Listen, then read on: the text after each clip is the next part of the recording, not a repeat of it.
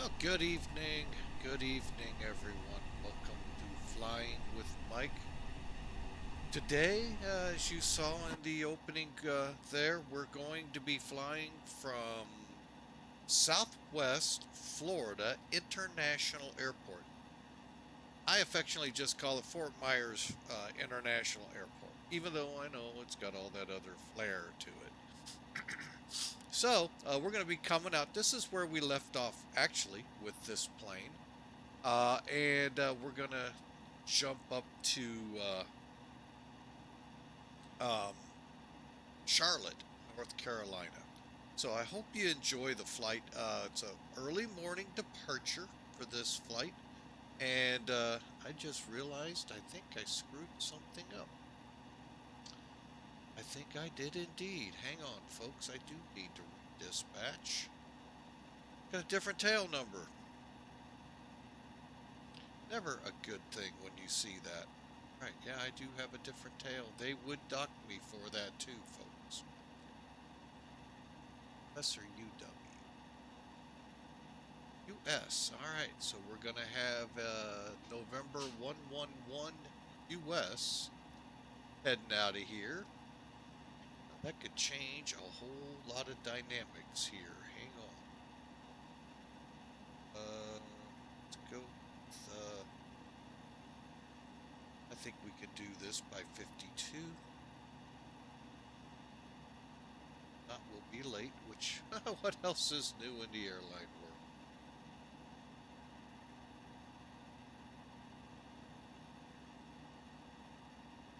Just waiting on it, folks. All right. Yeah, I had to redispatch the flight with Virtual American. One, we're really late. But two, just realized we had a different tail. I thought I put the right one on it. So, since we didn't switch it, we'll use this one and go for it, shall we? Just waiting on the refresh here and seeing how different this flight will be. Weight-wise, 139 souls. Got a few more people this time around. We'll walk you through it here. Give me a second. I'm just updating numbers. It's always a numbers game here, folks. Mainly with the weights. Hang on a second. We'll do the easiest way possible.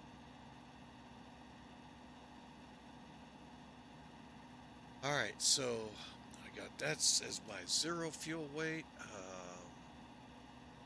Payload obviously went up. So we have more souls. Let me rephrase that. More paying souls. Others are getting paid. All right, and our cost index remains the same. And real quick, bottom of this page. All right, and I'm not even sure I can load that in this one, but we'll give it our best. You know we always do. All right, folks, we're ready to go. Let's roll on, shall we? Let's pre-brief this again. Coming out of Fort Myers International to Charlotte Douglas International, North Carolina. One of the rare times, folks, I'm going to be on VATSIM in the evening hours. So I kind of tend to stay away because of all of what VATSIM is notorious for. But we're gonna do it. CC79 go down. And then Bad Attitude arrives. Welcome in, sir. Hope your weekend and week has gone well. All right, so let's get up in the office and let's. Oh, the reason for the aircraft swap. There is actually a reason besides mechanical. No, wasn't mechanical. Sorry, folks. An individual on the YouTube channel. I meant to try to pull him up. While we're in the commercial break here, I will endeavor on Twitch. And folks, if you ever want to come over, be a part of the live broadcast, catch us on Twitch. love to have you here. Flying with Mike on the Twitch channels. Hang on. And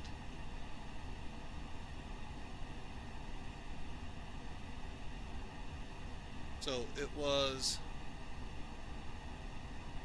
Okay, so the Aviator, at the Aviator, a day or so ago, sent me a message after the Chicago to Fort Myers flight asking, is the Flight Factor A320 worth it, or should the money be better spent in TOLUS?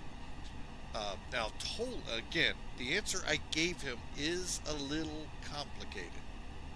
And it really boils down to, if you're with the VA, the TOLUS A320 may, depending how strict, and this airline, extremely strict, they will reject your PIREP if you fly the TOLUS A320, because it's a NEO. They're very on track with American Airlines aircraft. So if you want to fly an A320, you just got to make sure for X-plane it is Flight Factor. If you want to fly the A320 with TOLUS, it's not able. But the A321 and 21neo is, along with the TOLUS A319. Now that's if you're with a strict airline. And they're not just the only or the only group of airlines very strict. There are others spattered about that really want you in the equipment called for. So that caveat aside, it's a good aircraft. Now, are there problems with it? Well, I know one. We may see it, we may not. But and it could be a me issue. I don't know. But TOLUS and Flight Factor, other than the engines, are good aircraft. TOLUS just adds a little more flair. They give you more of the CPDLC to use for your weather and communicating with ATC. Not 100% up to what Virtual American allows, where you can actually connect into a gate system they have, and it would actually shoot me the gate while I'm here. They don't have that part yet, that I know of. I've never tried it. I wouldn't know how. And hopefully one day we'll get all of that up and running. But between the two, I actually prefer TOLUS. I'm going to show off some of the quirks that I'm okay with here. It just makes it sometimes difficult. So, and it's not like it's, oh my gosh, that is just unacceptable. To some, it might. To me, I'm okay with it. So, and I've been flying this plane for a couple of years now, so it's a really good airplane. We flew Flight Factors 767, as you all know, in our last stream. Great flight. Did run into frame rate issues into Philly. That's probably because of that fantastic Star Sim scenery into there. Add to it weather. So the frame rates were taking some hits. So that's the long and short answer. Is it worth the money? I think so. You're going to have some things you're going to go, but you can get around them pretty easy. TOLUS is a little more user-friendly. So I hope I got a good answer out to you. And again, also in the performance area, we're going to showcase both in the next 2 days, today and tomorrow. Today we're flying Flight Factor. Tomorrow we are going to take the NEO up. And you all be the judge. So, all right, got that taken care of here. Let's bounce out here, see if I missed any. I am doing fantastic, Bad Attitude. Thank you for asking. Like I said, I hope your day is well. I missed it in that long answer. And I get it. Bad Attitude says he prefers Zebo. I get it. I mean, I haven't. The HUD always disappoints me with it, their Bad Attitude. But I haven't tried it with the very, very, very, very latest, which could be the latest again tomorrow. They update that thing so much, which is a great thing. One day you may be flying 0.07. The next day it might be 0.071. They've already got an update, and it's not fixing bugs. It's an actual improvement on what they have. So, oh, and it's free. I always forget, I don't know, I always forget that. Let that go last. It's free. It is a phenomenal free mod here in X-Plane. If you don't have it, get it. We're not flying it today, though. So, we're flying the Flight Factor A320U, and we are sitting in gate Delta 3. Let's quit yapping, and let's get flapping.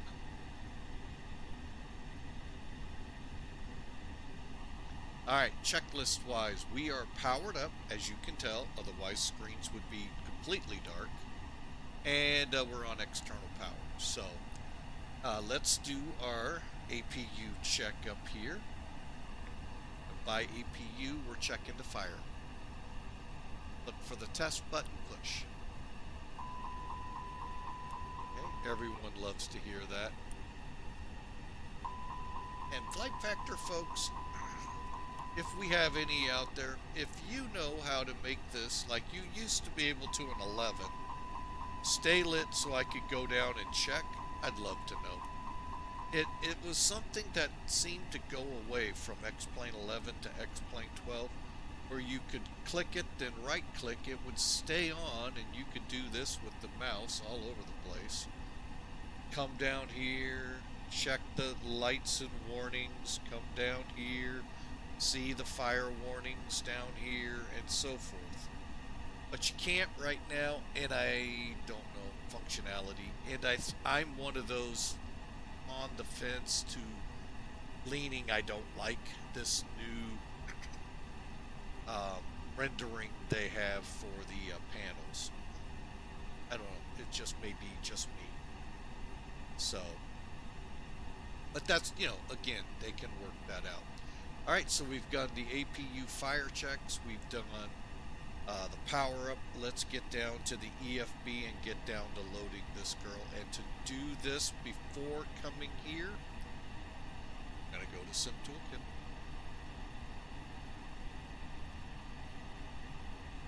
All right, we said we'd talk about it. Here it is, folks. That is not Sim Toolkit. That is. All right, flight planning. Then we're gonna load. There's our general flight plan, and we'll hit fly now. All right, as you can see, ATC-wise, all we have along the way is Atlanta. Just zoom it down till we get, there we go. So you can see the fixes along. Over in the chat box, I'm putting the route in for you. Seashell 6 to Loveland, to JINOS, to ETORE, to FEMON, to Q87 Airway, to VIYAP, and CHECR, and then on the Stalker 3 arrival. Sounds like a pretty good run. Stand by, I gotta blow out my nose.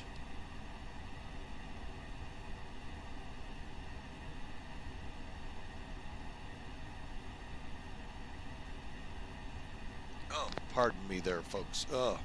But is that the Chattanooga Choo-Choo nearby? Anyway, sorry. Weather, well, what would you expect in Florida, folks?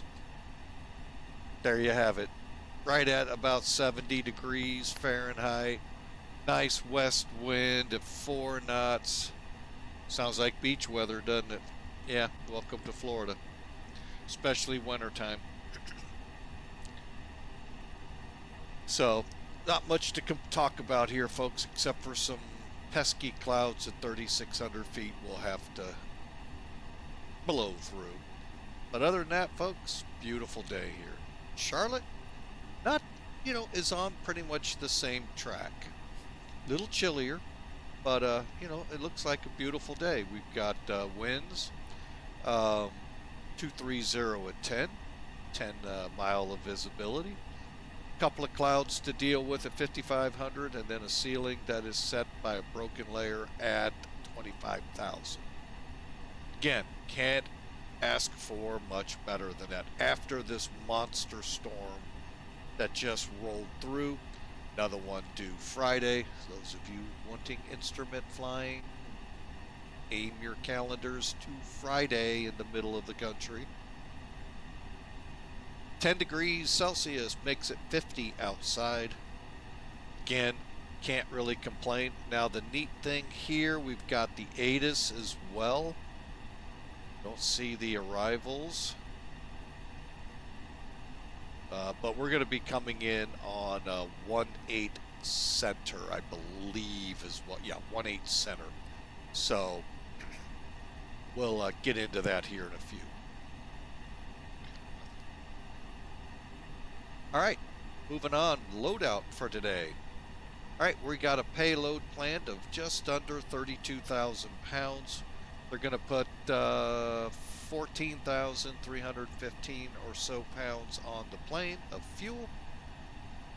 And then the terminal's going to give us 139 people. All signed their non-disclosure agreements to not talk about this flight in case a door blows out.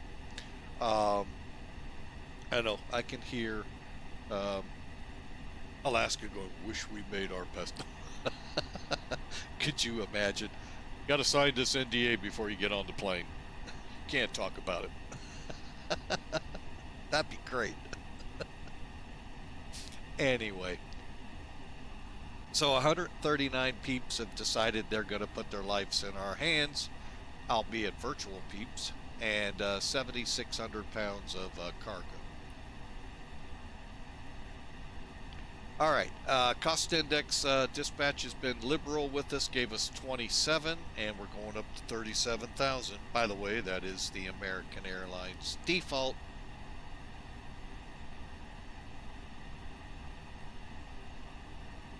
The whole issue with the plug door is really interesting. It is bad attitude. It really is.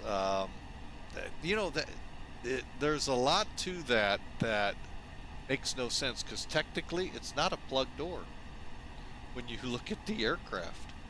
It would be your rear entry door. So if I've looked at it right now, again, I may have looked at that plane all wrong, but I get what that door can do, and it's weird. It is a plug, okay. Like I said, I haven't ever seen one, and not many people in the country will have, because only Alaska and United fly them right now. Well, let me rephrase that. Nobody flies them right now in the United States. But anyway, those are the airlines with them. So,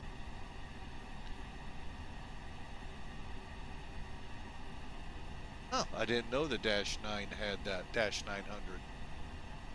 All right, so with all of that, folks, you can see spectacular day down here in the peninsula of Florida. Let's get into the cockpit and get this plane going. Let's get to that loadout. All right, first page we come. First thing, let me kind of help you with this plane. All right, like I said with the flight factor 767, there are some things you have to have in place in order to board, fuel, and put baggage cargo on. Okay, first off, when you come in, the plane will be here. I recommend putting it on ground power. The air starter is only if you're going to do an air start on the ground. It's the high pressure start. They don't have low pressure. And chocks, some differences right there, folks. Tolus does have low pressure. So, realism depends how intent in the realism you want to be.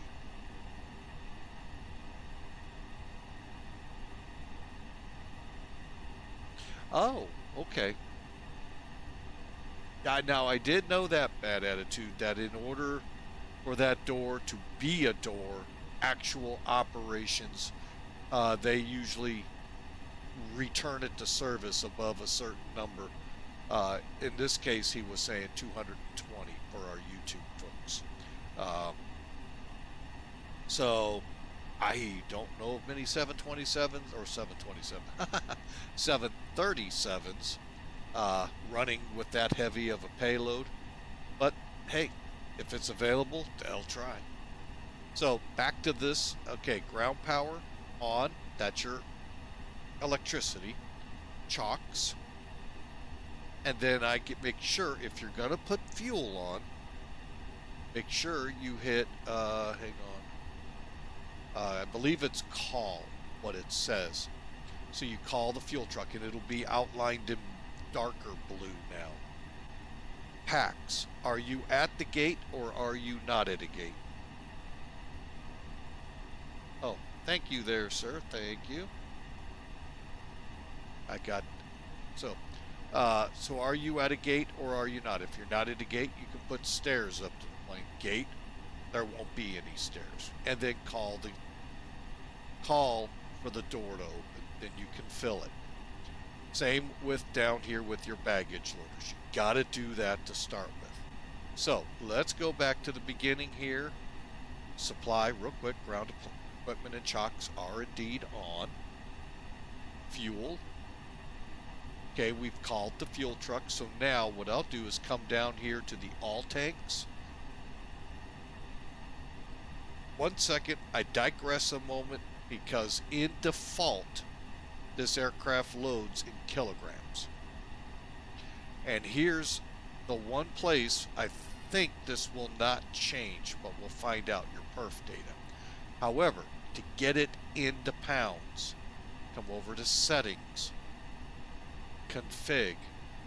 You can synchronize your baro, so when you set something on the captain's side, it reflects on the first officer's side.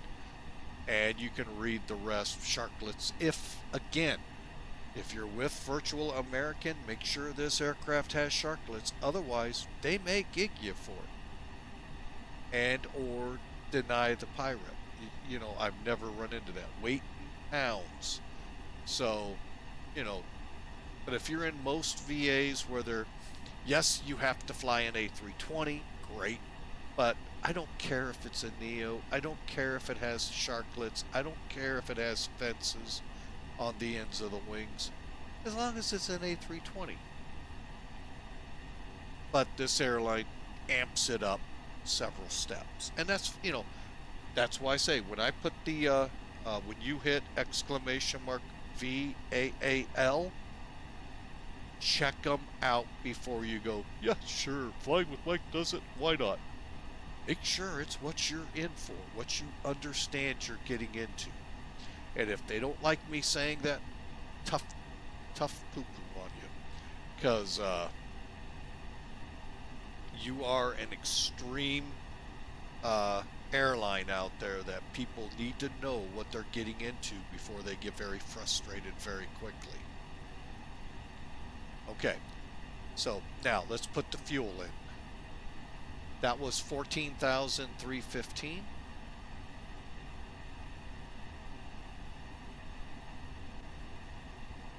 Set.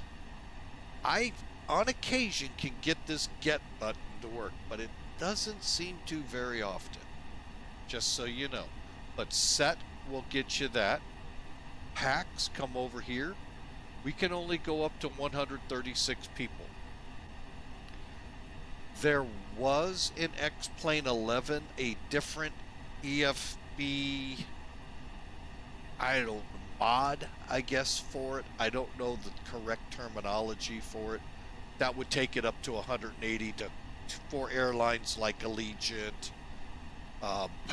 This one, maybe 139. We can't even put that on. So we'll go with 136. We'll offset the zero fuel weight in the cargo area. Set again, cargo. first I'll do this. 0. Set. Perf data.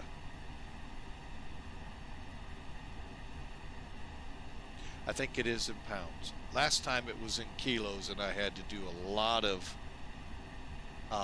checks. So, all right. So we're looking for 128,488 pounds. Pull up your calculators. And what I do here, folks, is simply put in the 0 fuel weight we're scheduled for, which is 128,488. Our dog is back from daycare. And he's like, I've not been in this house before. Yeah. Dogs are always fun to watch. Actually, it's going to be 13,574 going into cargo bins. Well, let me do it this way. Then divide it by 4. So 3,993 pounds, as much as you can, because some of them that maxes them out. 3,393. I think it's this one of them. Nope, it'll be 4 then. Okay. Okay, I lied. Okay, it's going to come up because we had a ½ pound. It's actually way under. Why is it way under? Did I get the right number? Oh, it's because there.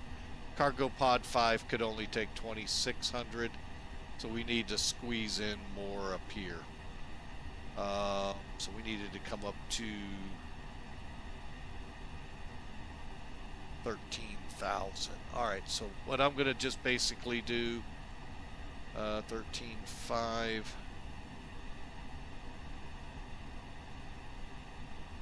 Go to 5. 5. Oh, too much. And 5. Hey, that's not bad. Set. And then go back to perf data. Your numbers should be very close. And in this case, we're off by 150 pounds. That's not bad, folks. Now, this set button, you want to click. What it does is it sets it into the McDo and the aircraft. So when you hit your weights, it comes right up. Be mindful now. This thing will change on you. So I go ahead and start removing things. And hope for the best. All right. There we go, folks. We're loaded. All right, so let's fire up that APU now. Very simple process. Click APU, master switch. It's gonna switch to the APU here, waiting for flap open. And then we're gonna rock and roll once we get that APU running. Ground spoilers are for some reason armed. Why are they?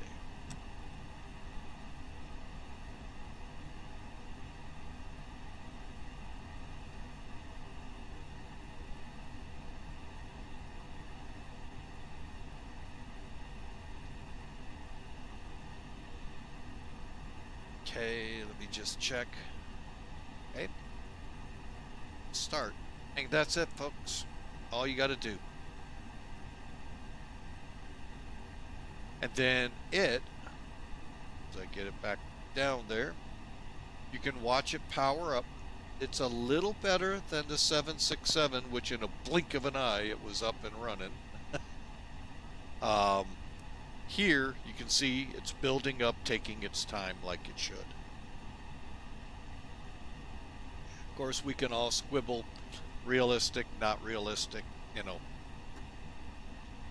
I couldn't argue with you folks. I don't really know what in time frame wise it takes for it to fire up. Okay, but once you get available, we can then proceed on. All right, cockpit lights. So that'll be right here. First thing I do is go to test on my annunciator, look at all my light bulbs, make sure they're all working as they should.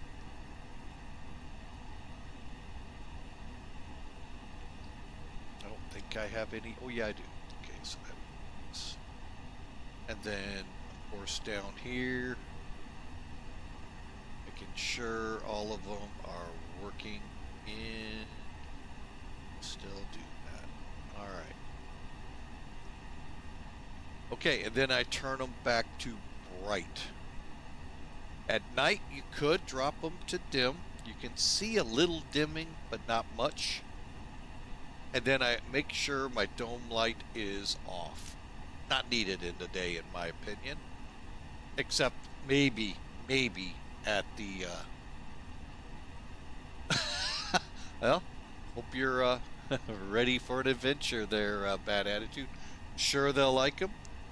You'll like them. It's just be ready. There's a lot of rules. So, all right, continuing on. Cockpit lights, flap lever. So we'll head back down here. Should say 0. It does. And confirm 0. Your spoilers are down. They're not armed. Oh, good. I hope you enjoy them. I'm glad you joined up there. Look forward. Just be ready, like I said. You can get a little... Ooh, they can get like you think... Well, you're a real airline, so you'll see the similarities real quick. Okay. Speed brakes back up to the top here. Probe heat's off. I'm sorry, in the auto position. If it's dark in Airbus, they're in the position. Otherwise, you'll either turn them on or they'll tell you they're off, like you see up here. Continuing on with that, we go up to the next layer, which is the air conditioning panel. Those of you that watched the MD-11 last week are going, huh, he isn't kidding. It really is an Airbus 11. Yeah, you're going to see so many similarities here that what McDonnell Douglas did. Boeing, sorry, that wasn't the plane you built. Inherited it from McDonnell Douglas in the buyout.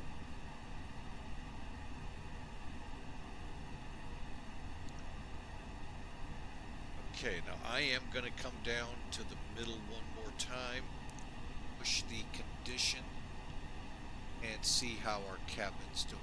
Now, we are in Celsius. So those of us in the United States are going, huh? Right now, the cabin's around 70 degrees, folks. I'm going to go ahead and leave it there. We'll deal with it in flight if it gets colder or... All right. Back up top. Let's get up there and finish this off. Okay, air conditionings are good. Electrics faults are good. We can actually now come off external power. And the ventilation panel over here is good. Working our way up. Okay, and we all look good with our flight controls. All right. Let's start in on the flight itself. Let's go to nav on the IRUs. Make sure we see on BAT for each one. All you got to do is move them to nav. The only difference between this and that MD-11 Airbus 11 is when you did nav 1, the cargo fire stuff would test. Here, it does not. And it should. I don't even know in the real world it did that. But I've never been in the cockpit when they were doing this. Okay, so those three are on. Continuing on. Strobe lights are auto. We're going to run on the light bulbs out there, number 1, for the nav and logos. Seatbelts. Well, right now, I'm going to go ahead and go on. And we already have our smoking lamp lit. Emergency lights are already armed. Landing, elevation, auto. And finally, pack flows as required for the flight. We'll keep it normal for now. Fuel pumps on.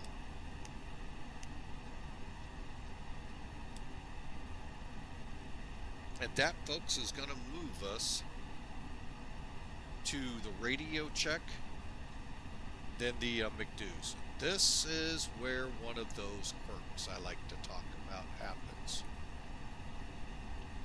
Oh, it's working. Okay. Every now and then, folks, I will get where this radio is so obstinate, just does not want to go on the frequency, goes right back to 118.0.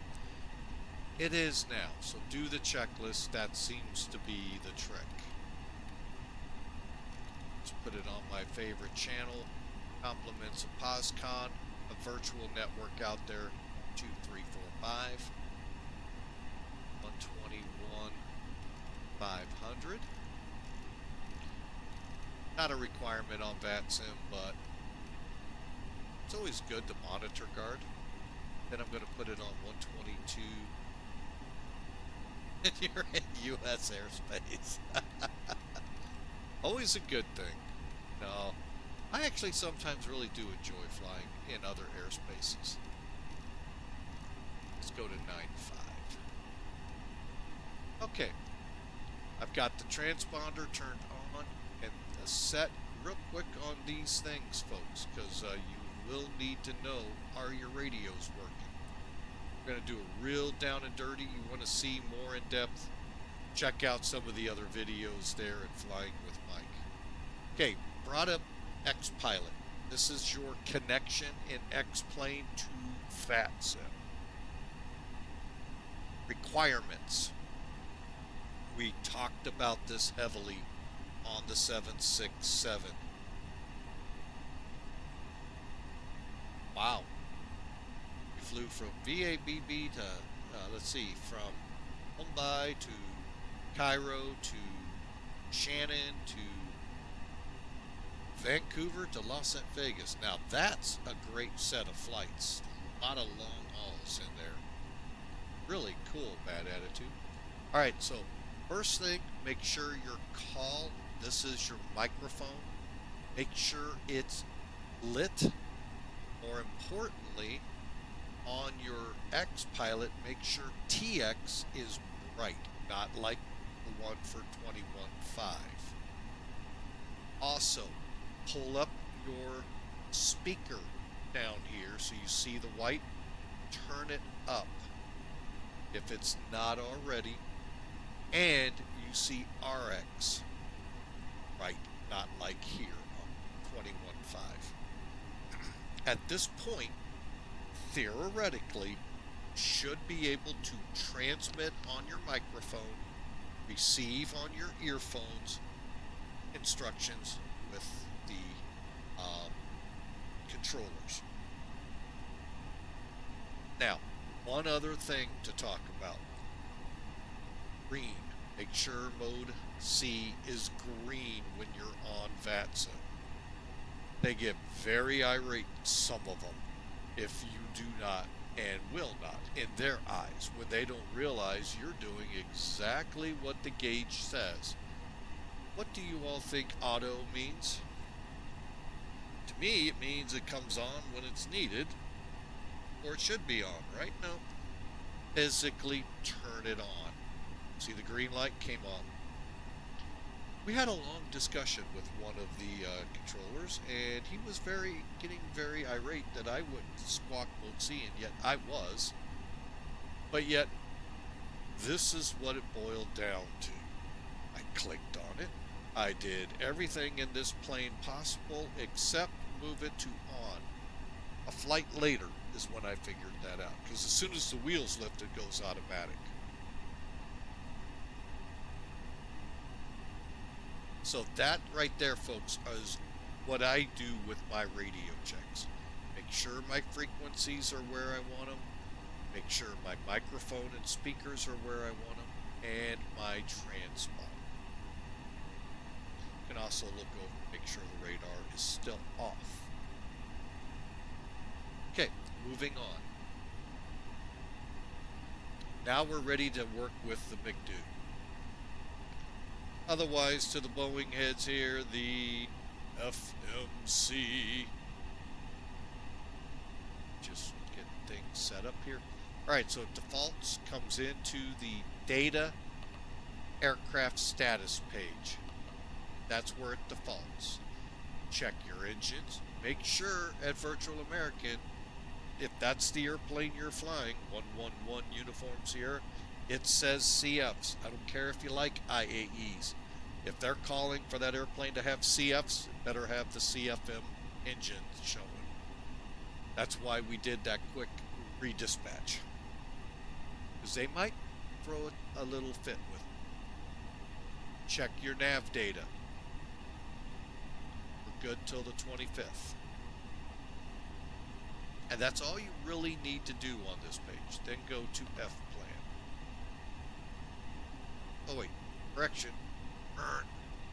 Just thought about Boeing. My bad. How about we go to the init page? That is not correct. Just saw. All right, so we are in KRSW. And yes, before people say it, yeah, I don't have a company route. And I don't many a times. I plug it in myself.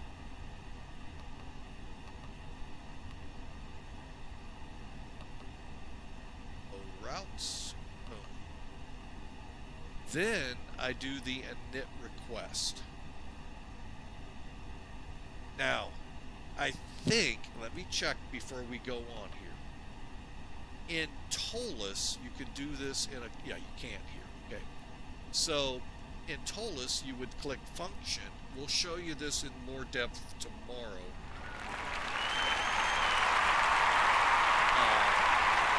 But in this aircraft, you can't do it, I believe, the real way. I could, again, real Airbus pilots chime in.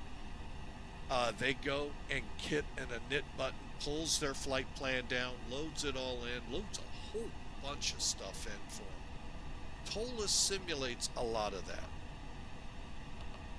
Let me get back to init. So here, you got to push the init request. Give it a second. Make sure everything comes in.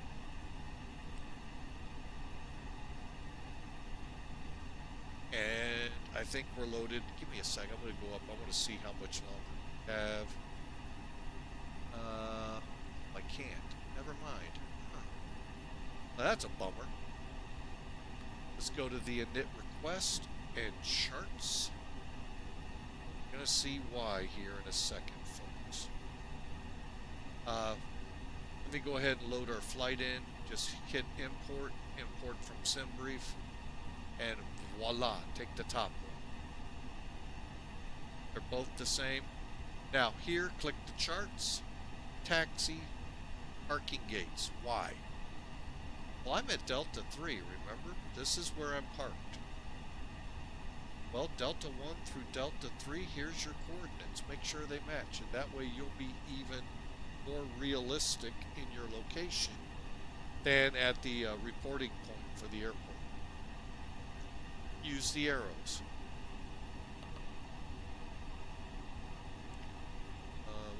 To 31.7.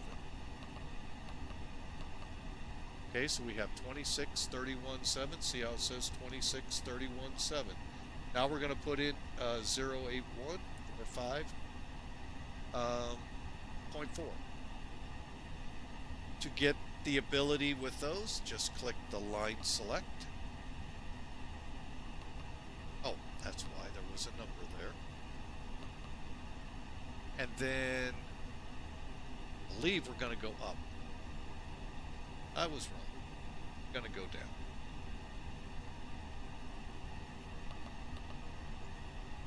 Okay. 81.45.4, 81.45.4, then on our longitude 26.31, 12.0.9-rc-4. Align on that reference, confirm.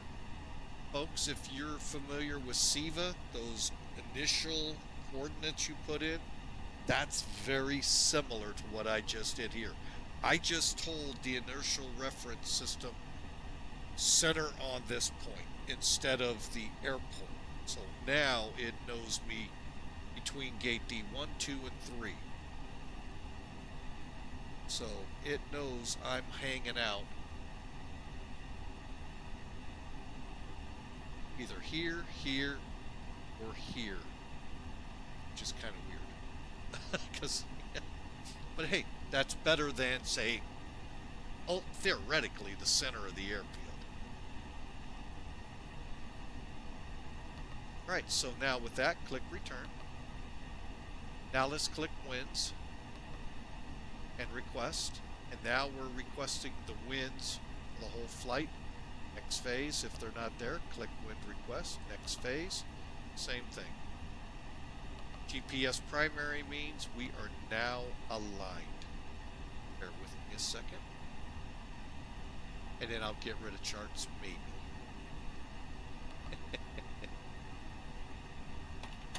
Well, crud, I didn't mean to do that. Put the tray table away. It's not time for dinner yet. Hawker 125, welcome into the program. Hope you have a step up the seat. We're in your favorite airplane, it's the Airbus. At least we keep our doors on. Anyway, let's see here. Let's go to F plan. Let's get out of that death trap before I go. Wait. Whoa. I could go a long ways with that, too. All right. So here's our flight plan. Let's pull this out and go to plan. That way you can see it as we go here. Pull this out.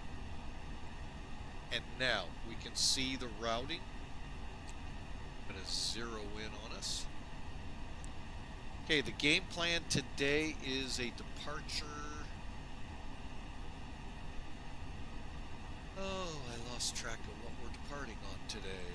Runway 24, I think is what it is. Yeah, runway 24.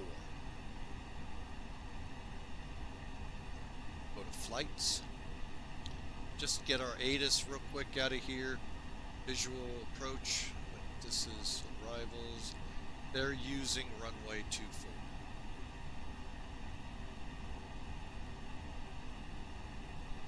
And if you haven't noticed, you can get it if there's one available, real, IVAO, Pilot Edge, or VATSIM.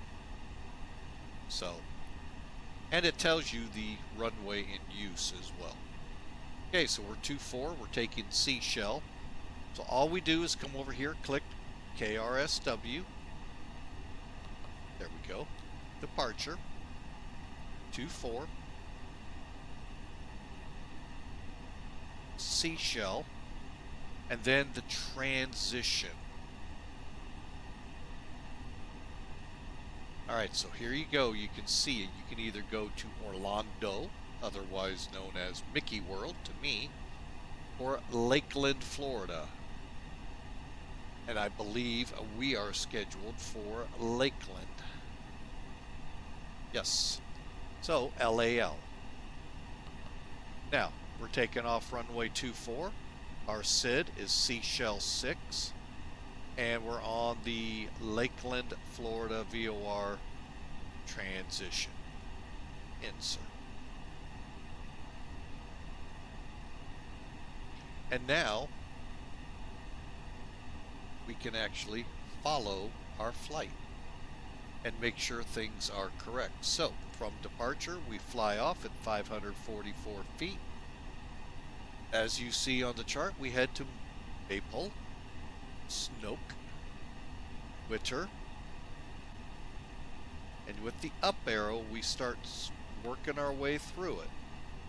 Witter, Losby. We're just looking to see that flight plan doesn't shoot off. Usually that'll happen when you're putting in waypoints, but individual. Oh, I did it again. By the way, Tolas, that does do that, but you don't have that extra, the short checklist that you do. Ready for takeoff. Dut, dut, dut, go. Kind of deal. We're here, you know, we're doing anyway. So we're up to Yalo. Let's refresh the chart a little. Yalo to Seashell, Juneau, look, and again, we're watching for any discrepancies or discontinuities or anything shooting off really bad. And then transition Lakeland, LAL. All right, can't help us anymore here. So we're off to JINOS, ETORE. Pull back just a bit so we can see a few more. We'll get all the way up to CHECR. FEMON, VIYAP, and CHECR. Oh look, we're without a route from CHECR on. I wonder why. Discontinuity. So now, right now, we're planning 18 Charlie Center, and our arrival, as of right now, the ATIS is saying expect runway 18 Charlie. Was saying the RNAV. Well, that's because we're on departure. All right, here we go. The arrivals. Approach in use. Expect RNAV approach 18 center, visual approach to the other 2 or 3 runways. Okay. Pretty simple, straightforward stuff. There's what the CHECR kind of looks like. We're going to go way out here, come way back over here, overshoot the airport, and come in on 18. Yep. Makes sense, doesn't it? Click Charlotte, KCLT, arrive. Now, here's where we're going to kind of go to the chart. Let's get up here, because sometimes it tells us which approach is available. Now, we were told RNAV.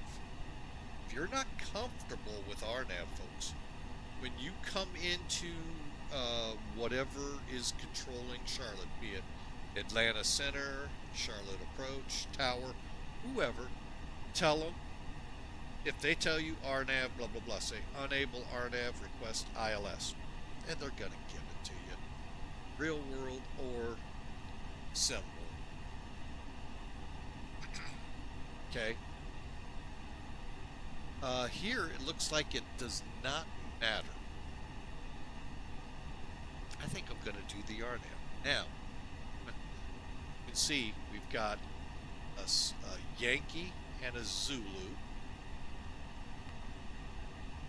Yeah, a Yankee and a Zulu. So let's take, they're probably pretty similar. Probably. It's not a good term in aviation. So, I'm going to go ahead and select. Actually, I'm going to cancel standby. Oh, I did get rid of it. Okay. RNAV, let's look at this. Click the chart. And it starts at JEDCO. So you saw where we ended here at Pando. So this one isn't helping a lot. Let's try the Zulu. It too is that way. So we're going to vector to turn in. Out of curiosity, I'll get the ILS, JEDCO, and final. So everything works off of that. Take your pick, folks. And I will pick probably the one you don't want. I'm going to go ahead. Whatever I pick will be off of JEDCO, which is an initial fix 22 miles out. Gives us plenty of room to get in and get set up. So, and plenty of room for disaster to occur. So JEDCO. So I've just loaded it in here, and it put it down below for me. So we're doing the time RNAV, Zulu, right? Is that what I chose? Yankee. There we go. So we're doing the Yankee. Okay. Click. Now we're going to go back and look for Stalker 3.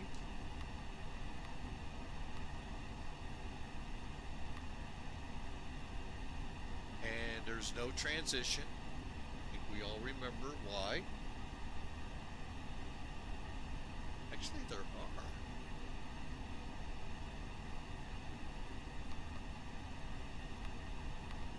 There they are. Yeah, sometimes you got to work the arrows to get them to come up. CHECR. But I don't think we have a VIA because we're coming in on. I'll look at it here in a second. Let's go ahead and insert. All right. Got a discontinuity, correct? Let's go ahead and clear it. I'm going to clear this CHECR. And another discontinuity. They're the same one, folks. And then insert. Here we go.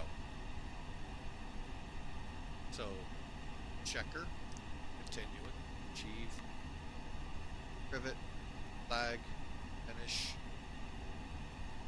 and stalker.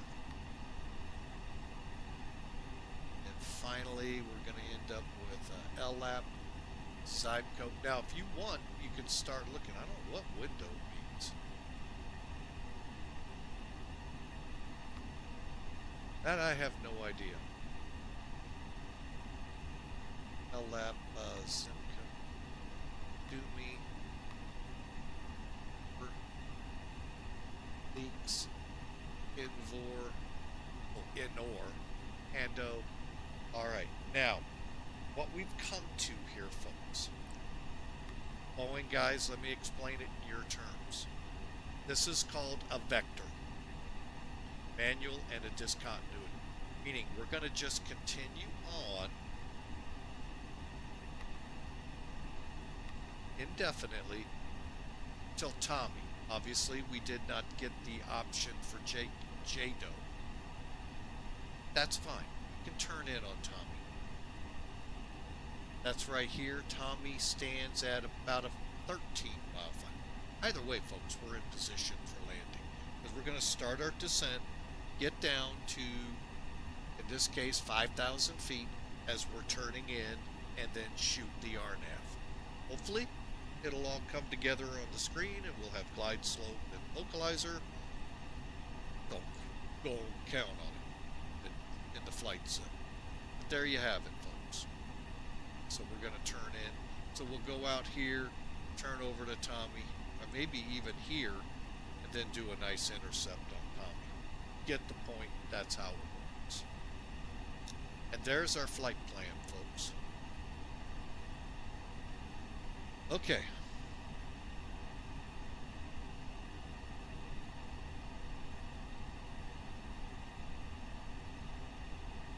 Bear with me, folks. I'm getting charts reset and ready to come back to it. All right, so that takes care of that. Continuing on, folks. There's 1-8. The blue is our hold, and then this would be our route to Raleigh-Durham. Of course, we would do the same thing if we end up diverting, fill in our departure, fill in our arrival, the aircraft will land on. Next up, kind of pick the pace up here a little. All right, flight plan, did that. RadNav, next door. Everything's looking good. Next up, Init B. This is where things can get a little tricky. Here. Cleared. Okay, let's go back to where we have the EFB. Okay, so what should happen up here? ZFW should be 128.3 when I click weight request. Actually, let's do this again. However, it's in kilograms.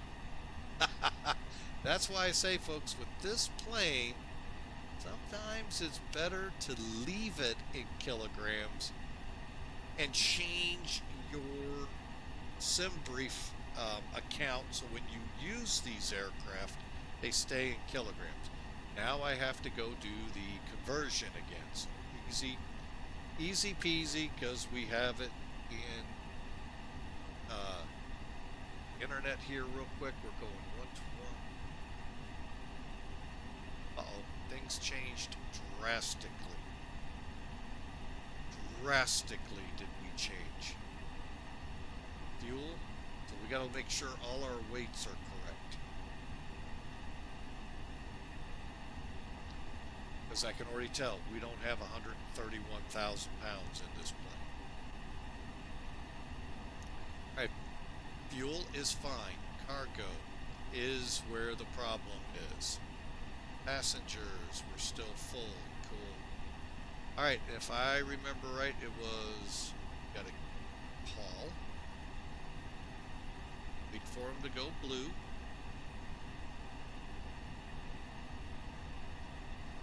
B 595 B 595 B 3595. This one, if we do the 33, won't do it. Set perf data 40. Not even closer. Yeah, that's even closer. Do it. That's not bad. All right, so we're a lot closer. So now let's hit set. That'll change it. Okay. That's one of the quirks that kind of irritates me. You close everything up, shouldn't change anything, yet it does. All right, so 128,340 yields us 58,214. 58,2 works for me. Zero fuel weight on the screen says 39.3. That matches. Let's take a look at our fuel real quick. 14,317, 6.4 or 5, and that's what we got. Perfect. Everything looks good on our times. Now you see where some of this is one of those things that, yeah, that's where all of the problems people have with this airplane. You can set it in pounds, but the McDo stays, unless there's a way to change it, stays in kilos. My recommendation, keep it in kilos. I know a lot of airlines operate that way anyway in the U.S., but some don't.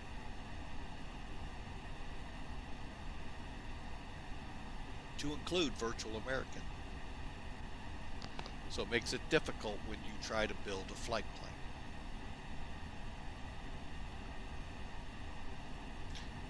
All right, so we've got all of this done. Now we head to the perf page. Now, why haven't I pulled off here yet? Well, there's this little perf calculator at the end. Get. I don't even think it works. But look, it's in metrics. So again, here we go again. Let's pull up, yeah, Sim Toolkit. Oh wait, I can do this off of charts. So either Sim Toolkit or charts, folks, will work to help you with the conversion. I'm not going to bring it up because it's going to block the screen, so bear with me. Let's go down to airport. We have a 12,000-foot runway at Fort Myers, translates to 3658.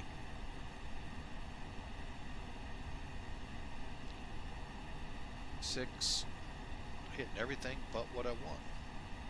The heading 238.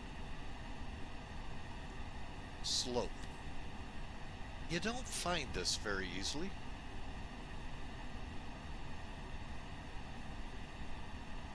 So I'll pull it up here real quick.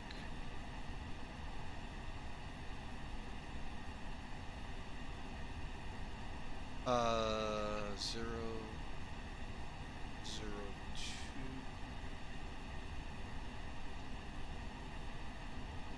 I'm gonna just leave it at 0.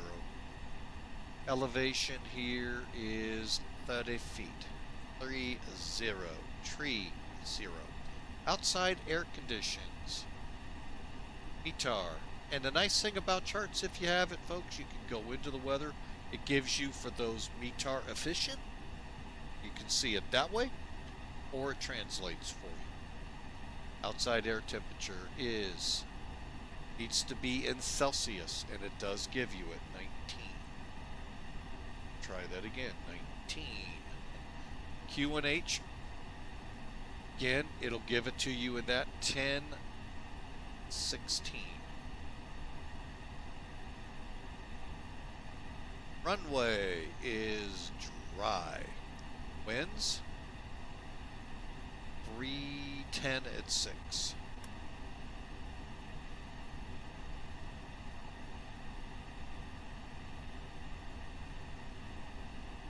Okay, takeoff weight. This kind of aggravates me. Why did this not transfer?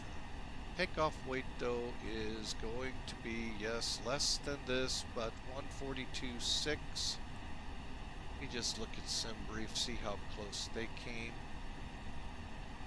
142.3, we'll call it.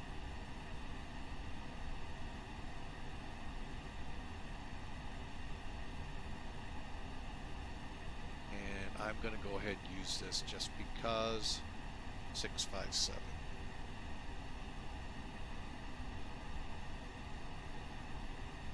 All right, now you can, I don't think I have to put this in, other than I want the air conditioning on, and I don't want that on.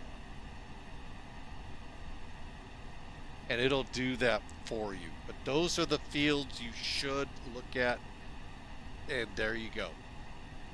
So it's recommending a 1, flaps 1 departure, flex, and there's our speed. The bad thing here, and we'll see this tomorrow with TOLUS, it doesn't give you runway distance. Now, TOLUS will give you runway distance by showing you on the graph of the runway whereabouts your V1 speeds, because it gives you a variance. You know, your maximum V1 and your minimum V1, where you are on the runway, and you make the call. You could switch this to 2, could switch it to TOGA. We're going to go flex. What the heck? So, set. And it just set it over here. Check takeoff data. I always get that. So, and you'll see it all matches. 149, 150, 155, blah, blah, blah. The only thing we have to do is put our flaps in. We can get that here. Down. I'm sorry, we got to first put in 1. That's our flap setting. That's this part. Then the slash. Now your horizontal stabilizer. Down. Do it just like you see it, folks.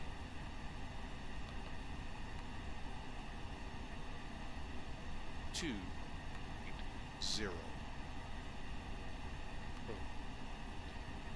That's probably why it said check. We didn't have that in. I don't know why it didn't take it over. But anyway.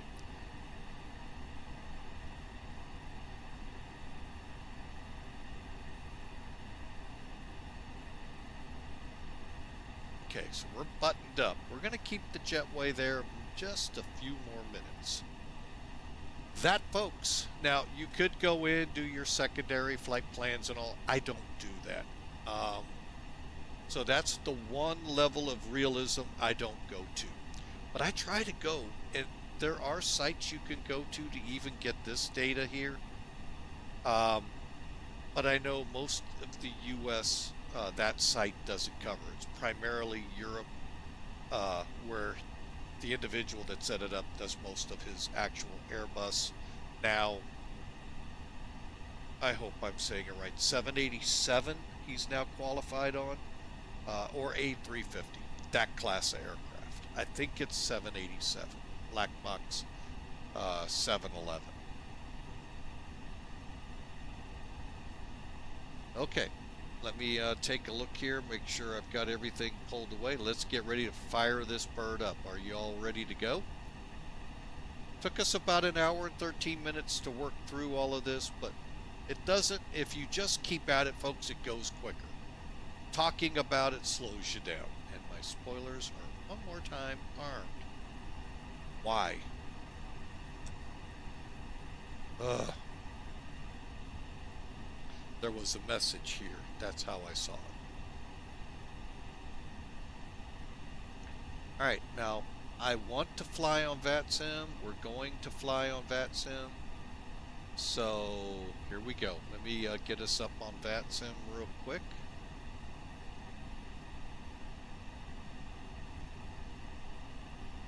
We're going to be beyond the second time I said. Actually, we're actually early. How about that? Alright. I got some information to plug in here. Hang on. Hang on. Hang on. Die! Uh-oh. Question for me. Hang on a second. Die! Set RVR 75AAL and we are a Performance Class C aircraft file. Fire away, bad attitude. I'll catch it here in a second.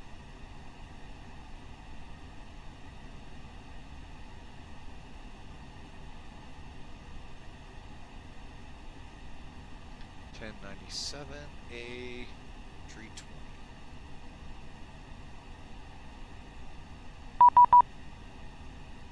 And the auto ATC is telling us 3366. This is something new. I don't get the whole thing. Oh, gotta do it all. 3366. Okay. Alright. Leave. It's off the screen. On the, okay, what happens if you click the button that says get? Because we saw bad attitude, nothing. It's what it appeared to me. Nothing. And this is the first version. I'm in 1.7.3 for the Flight Factor A320 in X-Plane 12. It's the first iteration we've seen it in, I believe, maybe second, so I don't know if that's something coming down the road or not. But as you saw, I had to fill in all that data. I was going to say garbage, but that would not be very nice, as my granddaughter would tell me.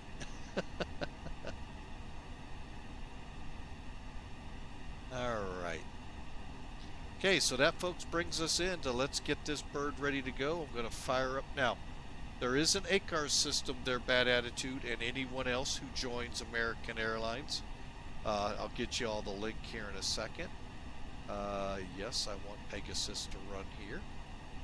Yes, remember me. We're with American.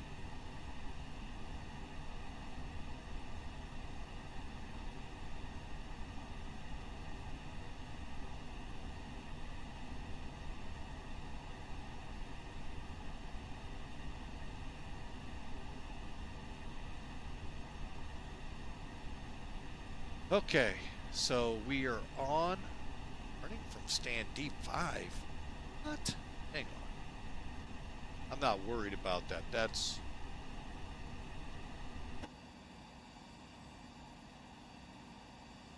No, I'm actually D3, but it's calling it, I guess by the coordinates, they think I'm at D5. Okay, whatever. Jet bridge away now. All right, and got our altimeter at, no I don't. I thought I had that set. Heck.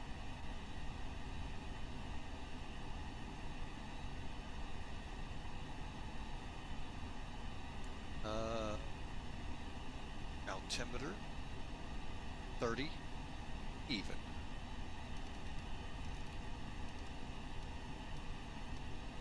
Now let's see if that's set on the other side. 30 even. All right, so let's walk it through, folks. Final checks. Okay, so your flight control, flight directors are on FD. Next up, we need our LS on in case we do a hasty return. And we'll put it on constraints so we can see. VOR, ARC, and 20 here. I'm going to go VOR, ARC, and 40 here. Mainly for the TCAS and terrain. There's not much terrain in Florida, folks. It's either water or flatland. So there isn't much. And if I'm offending you, go drive around. Your bumps are very close to overpasses over interstates.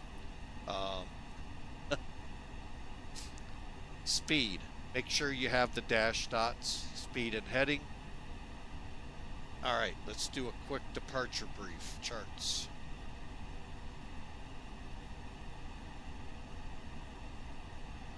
Same time, I'm going to set charts for departure.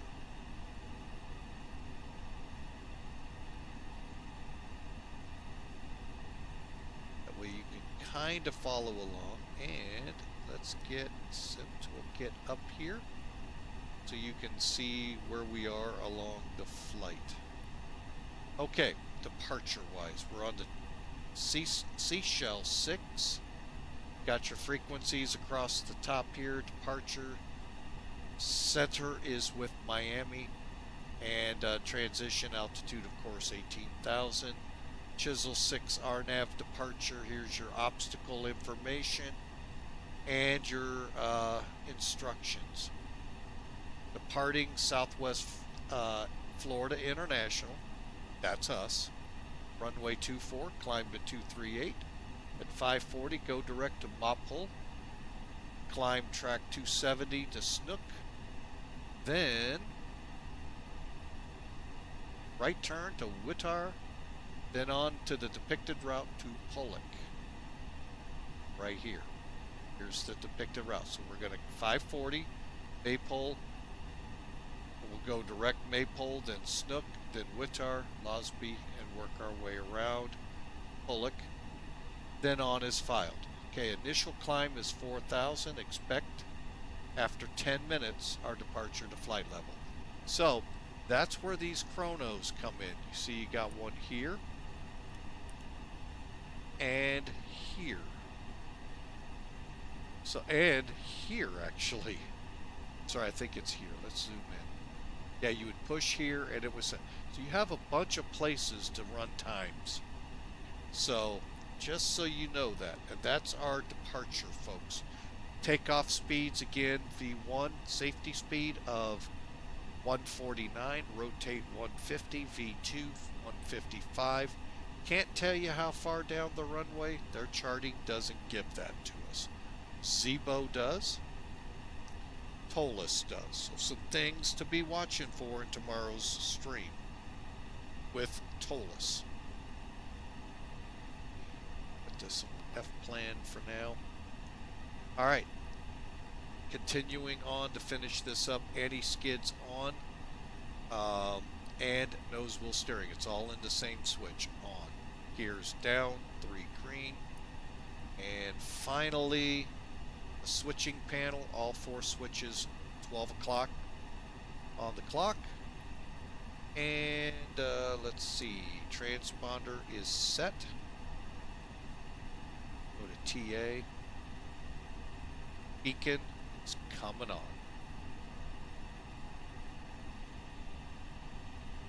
And yes, their ACAR system is capable of tracking a lot of these lights, so be mindful. Better pushback. Ground to cockpit, please show me where you want to go. I want to go to Charlotte. Can you take me there?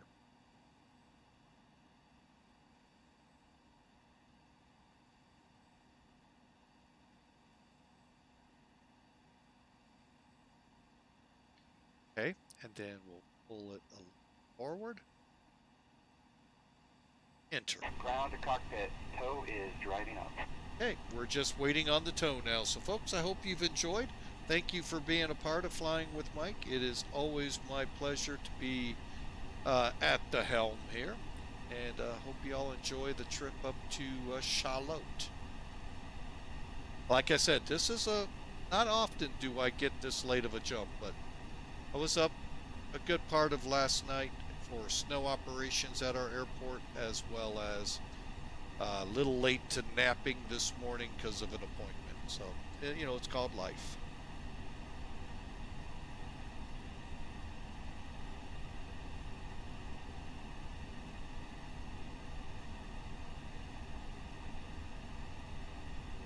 So, but if you miss anything here, folks, thank you, Hawker, All doors and hatches our are moderator, closed. for Ready getting to that link out there to YouTube. The good, the bad, the ugly. Doesn't matter. I put it up on YouTube unless it just won't go. And never the ugly will just not go. It all gets up there. The good ones are the ones. Oh, you know how that is, folks. All right, so let's go through here, make sure everything's closed. It is. Its chocks are off. We're off ground power, so we're ready to push when he is.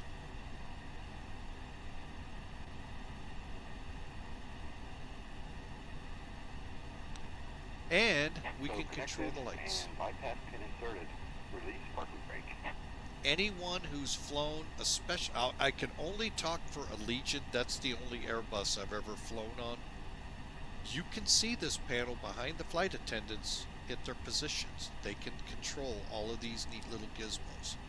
So it's pretty neat they've incorporated it here. But when I put that mod in to take it up to 180 seats, this went away.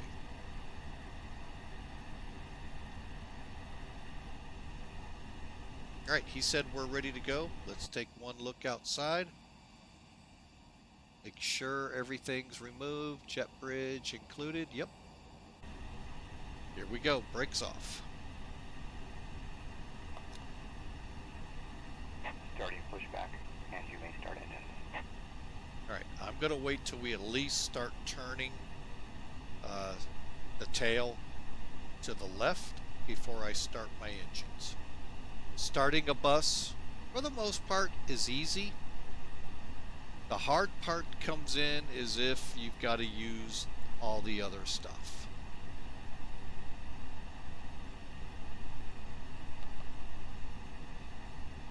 What do I mean? When you got to go up here and here's your actual starters like you're used to, they're here. So you may have to do cross bleeding and all of that to get them started. Okay, I'm going to go ahead, flip on the switch. You don't even have to mess with the packs, folks. Although it says you should, you don't have to. And then we're turning. Let's go ahead this time, go with number 2 first.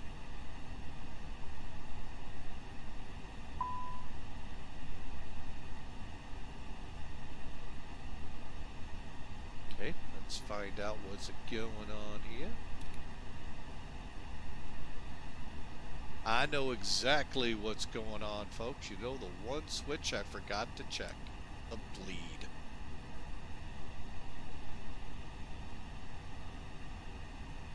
Okay. Now let's try. That's one thing I don't like. And this could be an A320 thing, folks. This is the older of them all. It doesn't immediately tell me my pressure when I turn to, go to ignite start.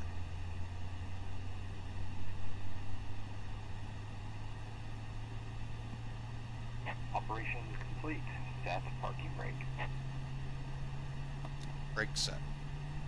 Disconnecting tow. Stand by.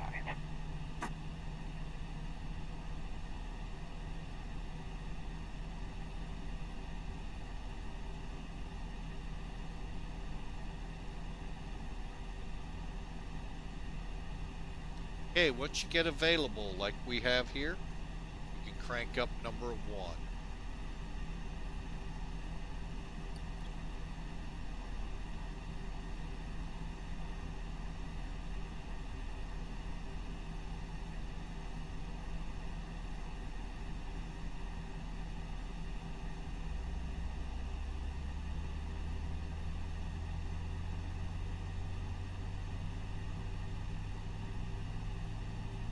Now, we'll get... Tow is disconnected and Let me let him bypass talk. has been removed. Hand signal will be on the left. We'll see you next time. Have a safe flight. Thanks for flying with Mike. They're better pushback. All right, tomorrow we'll get into some of the real differences, easy to see, from the standpoint of failures, setting up scenarios, of which I do not know how to do, folks. That's why we don't. But on occasion, something does happen. All right, he just showed us the pins. And I think we missed a veil. Yep. So I'm going to go ahead and start my chrono. 3-minute warm-up.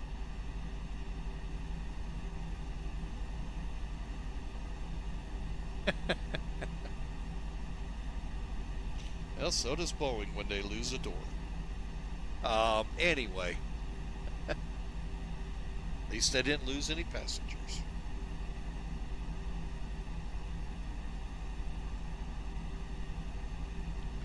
All right. Actually, Boeing has lost passengers to that. But anyway, it's not that flight. So let's continue on since we're in this. Okay, so APU bleed that we forgot to turn on, we can now turn off. Oh boy. Ground spoilers. Now we go all the way down. So I have short keys for that, folks. Flaps to 1. Oops, sorry. To the middle here, we are going to 1. All right. Pitch trim. All right. This is one of those things I like. First click flight controls. There they are. So you can see them all. And the GBYs tell you which hydraulic system powers what.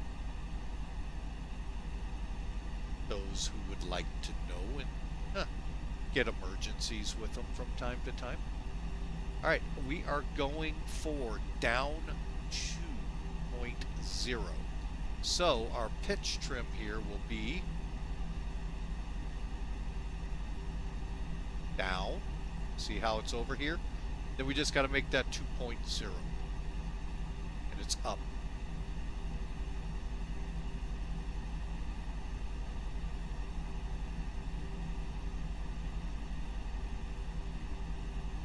All right, while I'm here, I skip ahead just because we're here. Check my flight controls.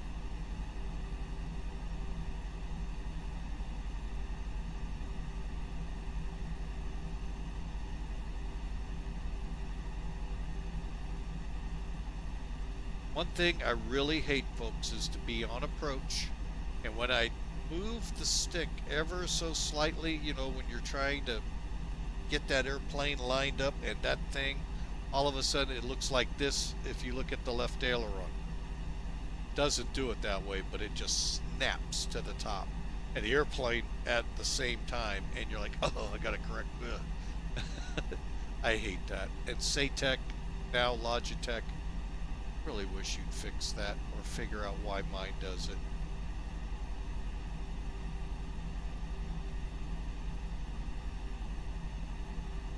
Even if I calibrate, folks, it still does it. Okay, and then the elevators. So I just like making sure I have positive stick control here. And then kind of walk it all the way around.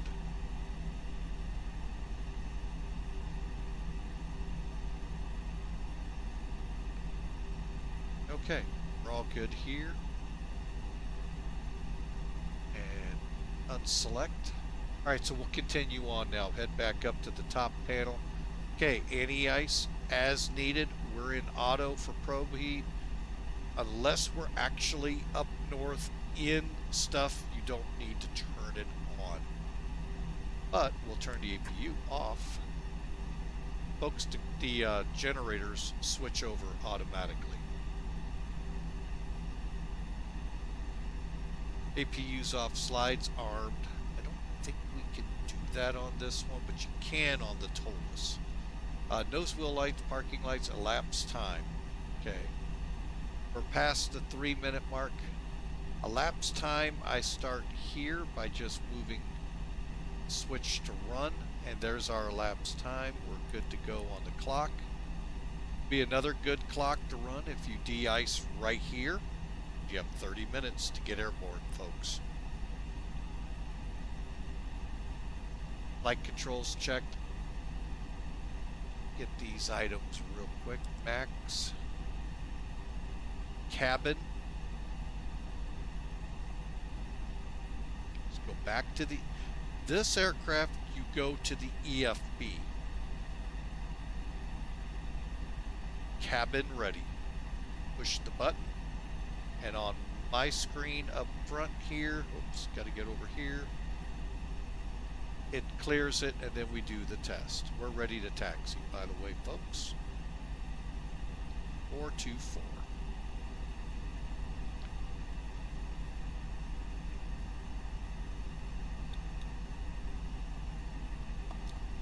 Gonna make one helpful thing for me here. I'm gonna bring my X-Pilot up here, just to make sure nobody comes online, sneaks in. And here we go. Brakes should be off. They are. Laps set. We're away, folks. Took an hour and a half, but we're on our way.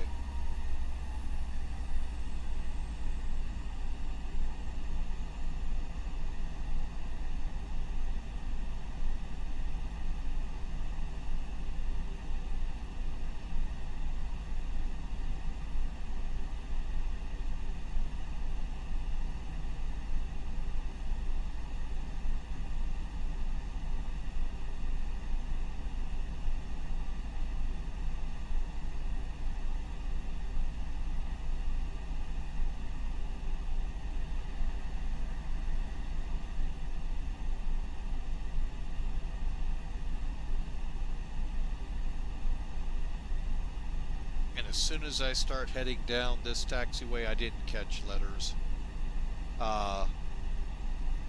We'll pull up so you can see frame rates, hopefully, with AVTAB. And then we can compare tomorrow.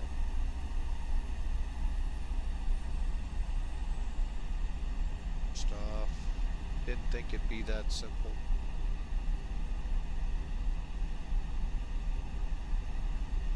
AVTAB is a plug-in, otherwise.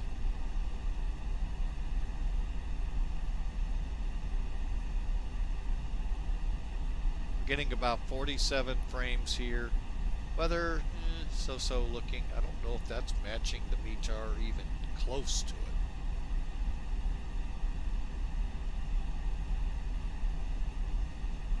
All right, we are ready for takeoff, folks. And yeah, I can already hear people yelling at me, you didn't call for taxi and all of that on Unicom. I don't. I'll call for takeoff and that's about it, folks. I'm very much in the mode of I don't communicate much. If you can't see this big Airbus moving around, might need the glasses I'm wearing.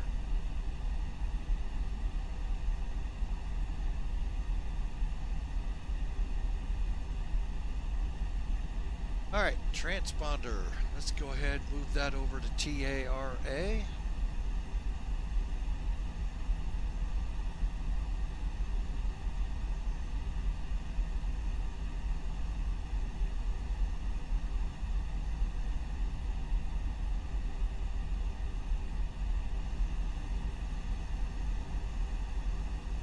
got that on all. That's where I want it. All right, looking like still a good beach day here. Okay, for the remainder, we just got to make sure we're, go ahead and set the normal. I was going to keep it in ignition, but we'll go to normal.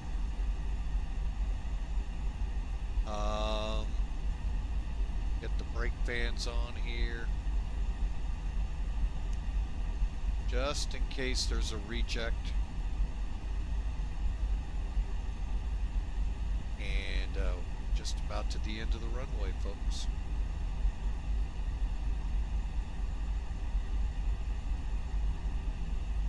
Terminal used to be many years ago right over on that pad.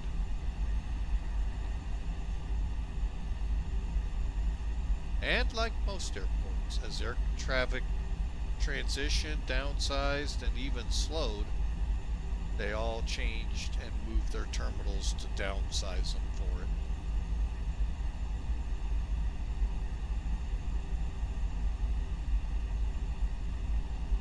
Alright, here we come to the end.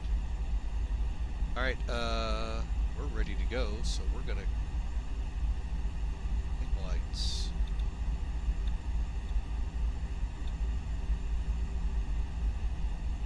Here we go.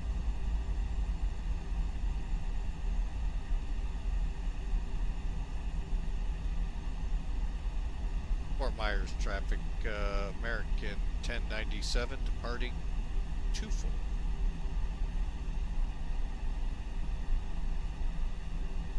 Okay, we're set up to flex.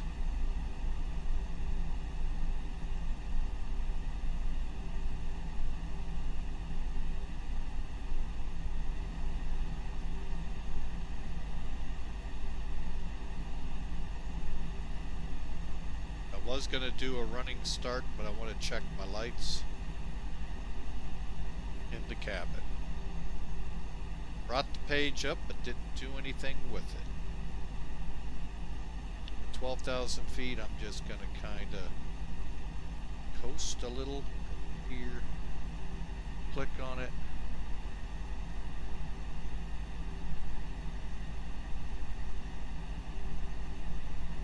All right, here we go.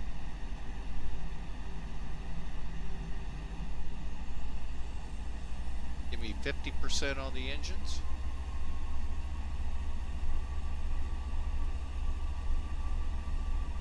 Let's double check we're flexing. Go flex.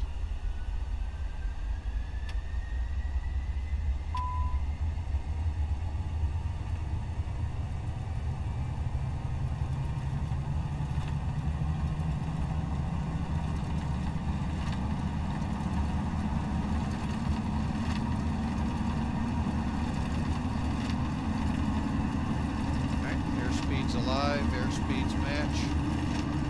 E1. Rotate.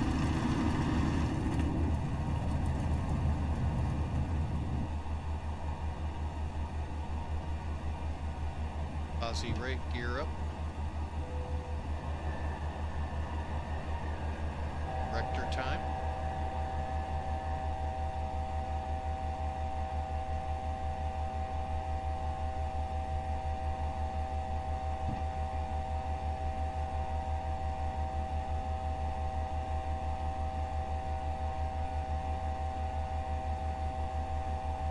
Not sure why we're getting a takeoff inhibit.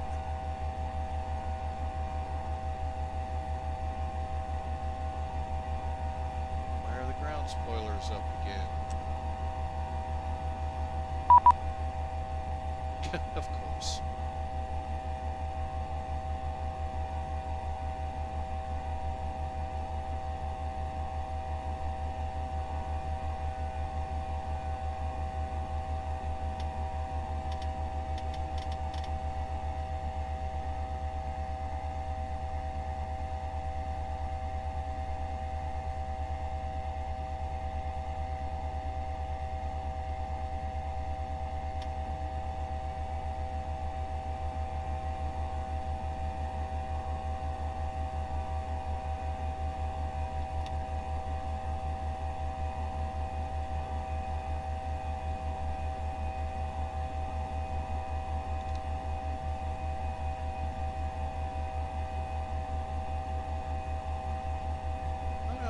100% sure what this is.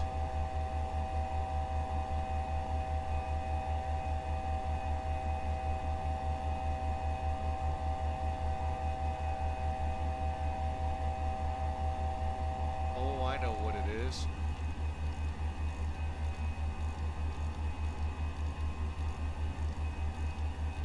And as you can tell, folks, I aviate before I communicate, much to the chagrin of many controllers out there.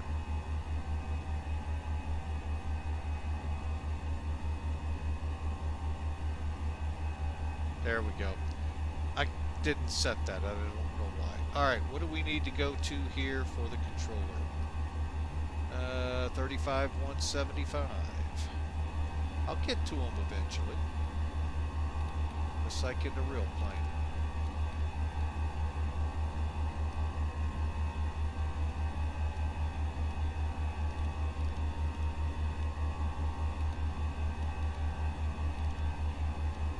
This happens on occasion too. Although it's gotten better with this aircraft. 35-175, correct? Flight level 350.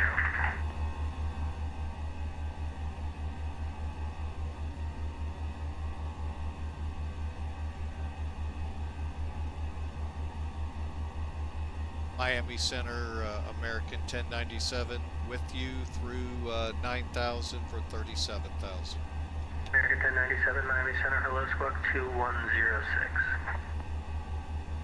Copy, will change auto ATIS to 2106.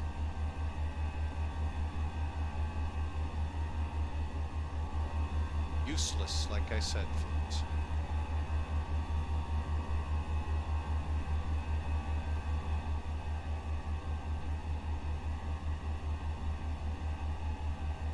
Because they're going to turn around and make you change it all the time.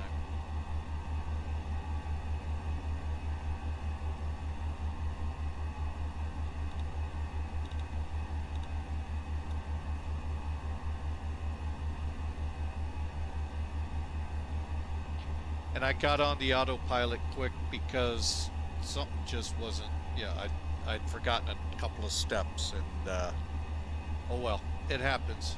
At least we figured it out. I know this tone, can't figure it out. Then I realized it was the altitude wasn't set.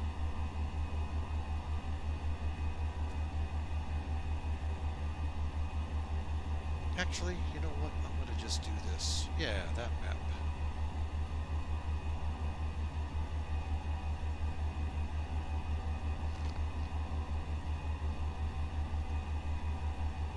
And Miami Center, we're squawking 2106, American 1097.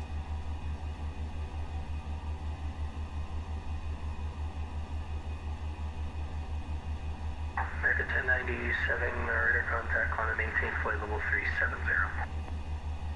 Continuing to flight level 370, American 1096. Or 97, whatever I am. Believe me, I've actually heard that. Southwest 180, Orlando International. I've actually heard that, folks. Southwest 180, Orlando's on control, you can monitor Unicom, watch 2.8.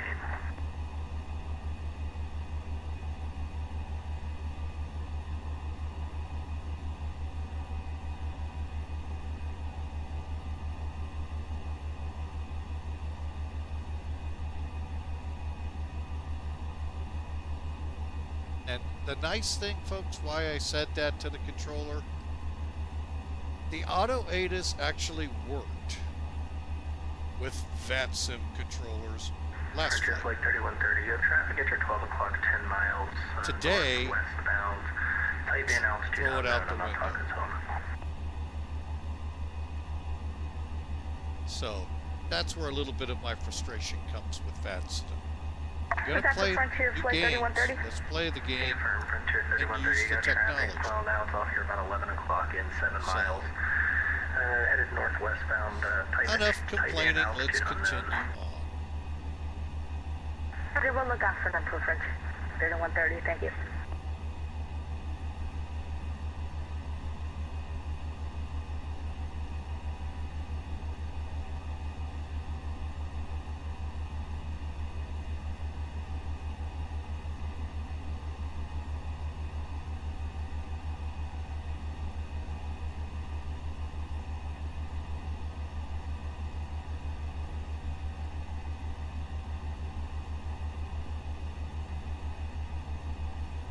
All right, let's see where we are. We should be close to transition, almost.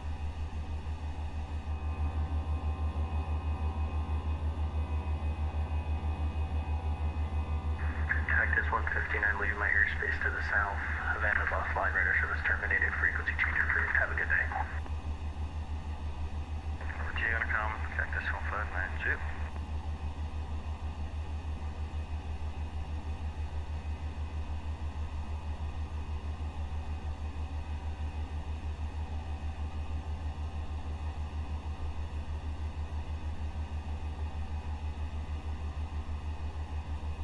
There we go. Now we're set standard. All right, we're on our way, folks. I am going to go ahead and pull this off, go to airports. And good afternoon, John. 225. You energy just here 10 miles to the east of FEMON. November 225, Quebec Sierra, Miami Center, hello, squawk 5733.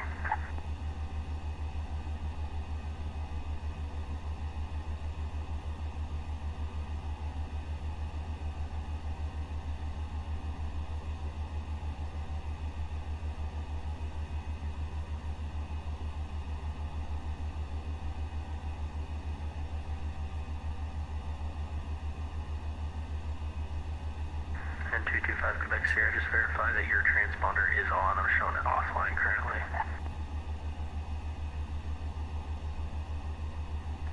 Transponder is on. We talked about that one, folks. This is what I got into a 40-minute debate over in Mesa, Arizona, The Melbourne about a year and a half altimeter ago. is 3011. So watch your radios, understand what you have so you can avoid that. All right, we are on our way, folks. Hope you enjoy. Thanks for taking some of your Wednesday out, folks. If you didn't know, it's Hump Day. One of my favorite commercials out there. Mike, Mike, Mike, Mike, Mike, Mike, Mike, Mike. Are we flying with Mike, Mike, Mike, Mike, Mike today?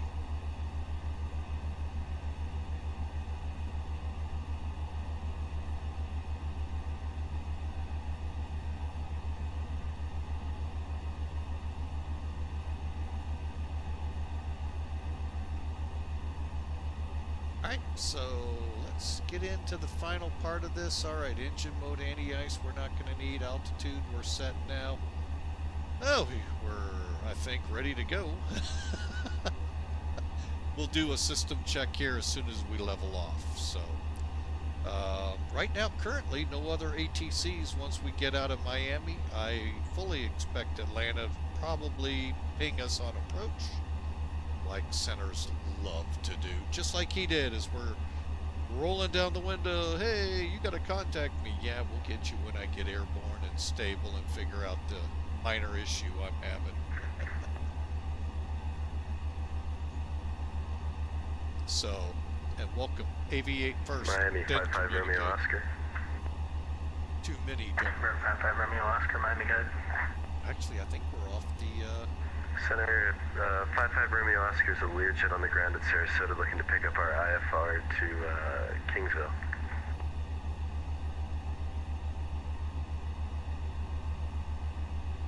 We're 55 Romeo Oscar, we clear still to got Kingsville other Airport via radar vector dormer JINOS is file. what I was Maintain thinking. 3000, expect flight level 38010 minutes after departure.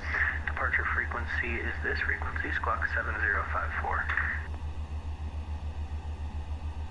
Alright, cleared to Kingsville, radar vectors, dormer, 2000 after takeoff, expect 380 10 minutes after, squawk 7054. Could you spell dormer for me?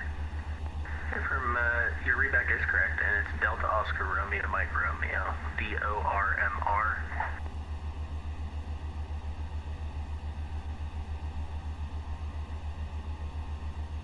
More slides. Can I Delta Oscar...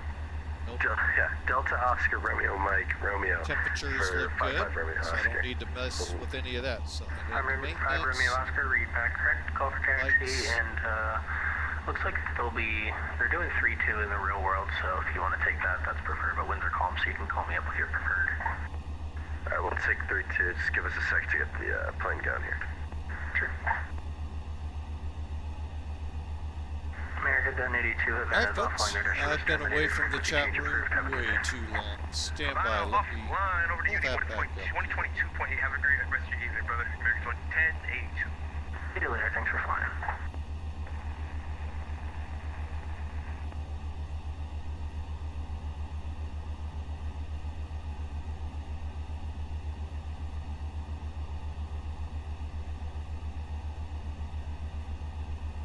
All right.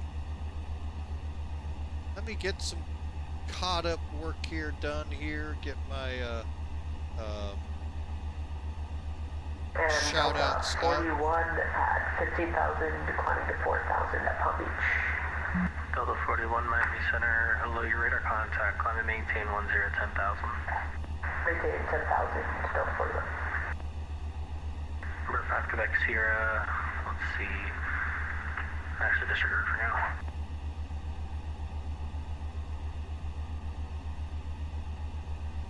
Quebec Sierra across the Treasure And VOR. folks, if you want to check out some 7,000 if you streamers can. here that are on, we have B4 Attitude. He likes to call himself Bad Attitude. I hope I got him right there. Doesn't want to bring up it. Okay. Number And 5, then Quebec Sierra across the Treasure VOR. Add maintain 7,000. Treasure VOR 7,000, Tickle Kilo Sierra. and we'll get Hawker at this route. Miami Center, good evening. Air Canada Then let me 940 switch it this way to give you 340 or about great 25 miles north things of that the he's doing if you want to check him out when he's Air online. Canada 940 Miami Center, hello. He's actually trying to 4252. take a real world 4252 Air Canada 940. Hawker fuselage, turn it into a flight sim. Hasn't gotten very far, but look for him to stream. He may go into some different realms of streaming, but check up, see how he's doing on his project. And as always, we appreciate him being here moderating. And our one of our VIPs, Bad Attitude, thank you also for being here. Canada 940 radar contact 5 miles south of Carps, flight level And 340. hope you all enjoy the flight. We're now at about an hour out of Charlotte.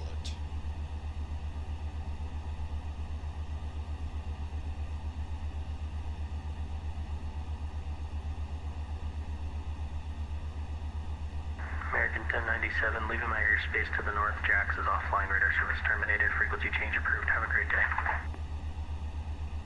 Over to Unicom. American 1097, thanks for the ATC. Don't like some of what they do with this auto ATC if they're not going to use it, but it is what it is, folks. Can't do much about it.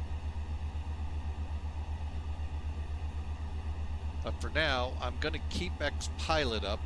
Unless you all really want to see where we're going, it just takes away some of the views. Actually, I'm going to pull it away for a second and do this.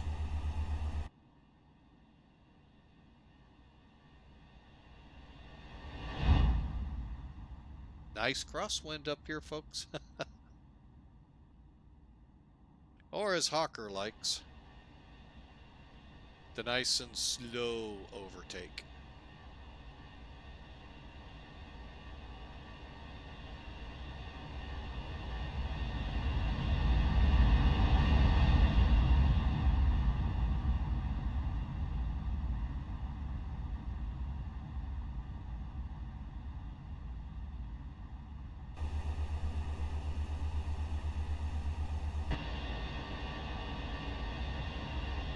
Here you go, folks. You get a nice look at American. I'm not a big fan of this livery they came up with after the U.S. Air merger.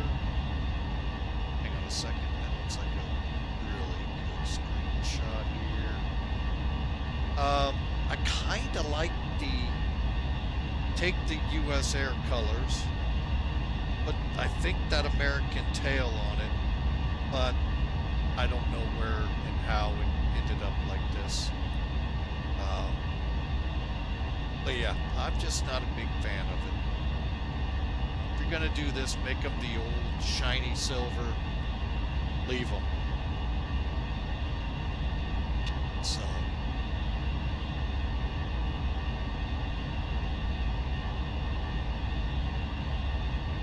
All right, so there you have it, folks.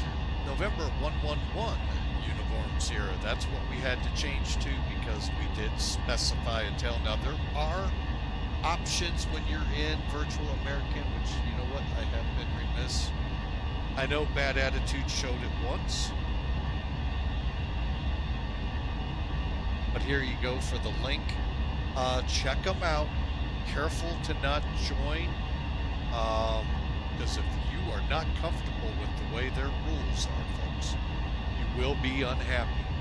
And what we're here, folks, hey, if you're in it for realism, they're a good choice. But realize they take it as, I mean, as close as we can get into the sim world of the real world. So be ready for that. But beyond that, folks, they're a really good outfit. This Pegasus ACAR system they use, I mean, it can tell if you're stable on approach. They have point systems, and you gain or lose points by what you do, from turning lights on and off at the right altitudes to just how you fly the aircraft. So really, I really like it, but it can at times be discouraging because you think you've done everything right and they go, but they don't usually reject a pirate unless you really botch your landing. Okay, they have numbers set where it will auto reject, but just mind your P's and Q's on the approach, be stable, and you should be able to pull it off under their numbers. Check them out, folks. Like I say, they're a really good group if you are into as real as you can be. Because they're just about, I mean, sometimes I wonder, am I really flying November 111 uniforms here? Attention in the cabin. Your pilot is sitting in St. Louis. Think about that one, folks.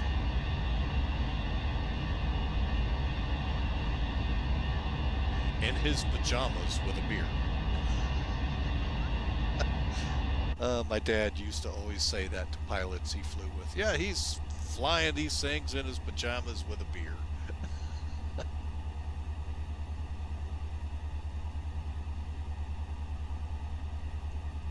So, anyway. Well, folks, I'm going to button up the lips here. We're going to let you all enjoy for a little bit, get some music rolling, and we're going to do an arrival brief here shortly and get ourselves set up for Charlotte.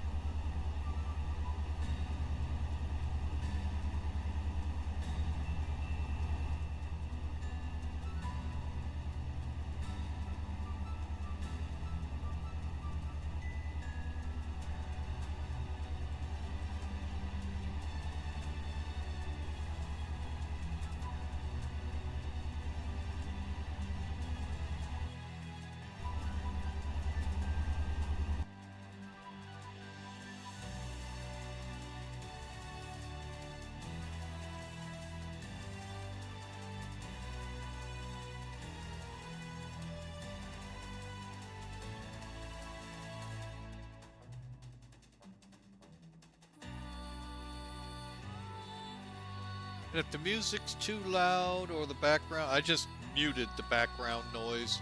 You'd like it back, and you can help me in getting this thing configured. So, problem is, plane for plane, it changes. It doesn't stay. Each plane has sounds inflated, or it's just weird how the sim just will not stay stable for me in sounds, which is fine. I mean, I can simply mute the engines and all for now, but there you have it, folks. We'll roll on about 50 minutes to Charlotte. ATC ahead? I don't know. Let's see.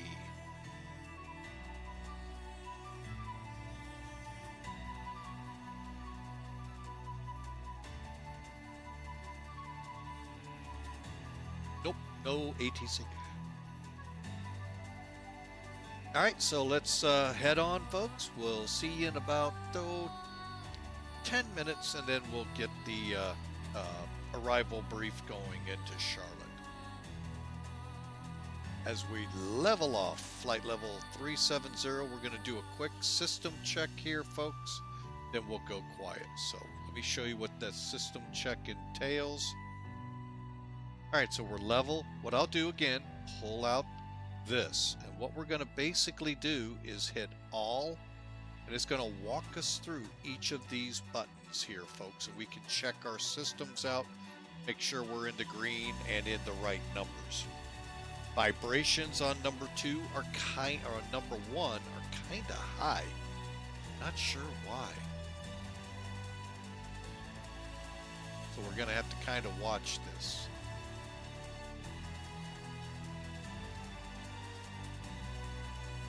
Okay, bleed system.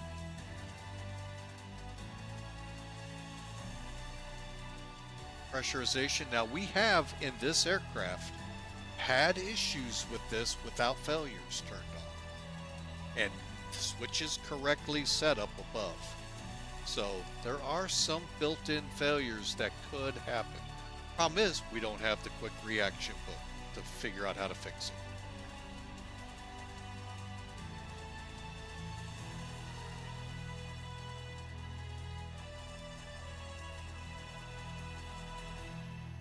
Right, here's where we're going to stop. See the disparity here? So we'll go up top.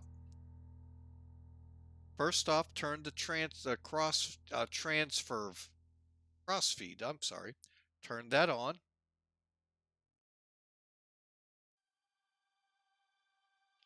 You can see the switch move. Okay, when it was off, this side fueled this engine, this side fueled this engine. Now, all the fuel tanks are filling or fueling or feeding the engines. Now, what we're going to do is turn off. That wasn't what I wanted to do. Doggone it. Sorry, folks. Let's turn off the left side. I should get a ding. May not because I've got it muted. Okay, so now the right side of the aircraft for engine number 2 is feeding fuel into all of the engines. However, I'm going to come back down and make sure we're not having troubles.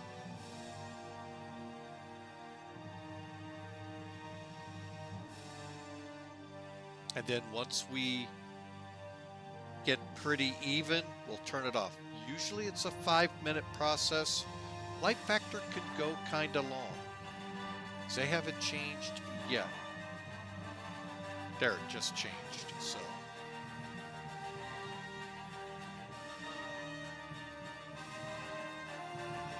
now, tollless and its aircraft, you get some backwash into the tanks, so they will come up a little faster and feed and get these numbers in balance a little faster.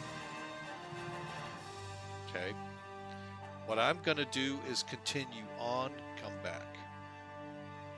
All right, so we're on. So let's go to the APU, and that should be off. It is. Here's our cabin. Remember I told you 24? I'm going to turn.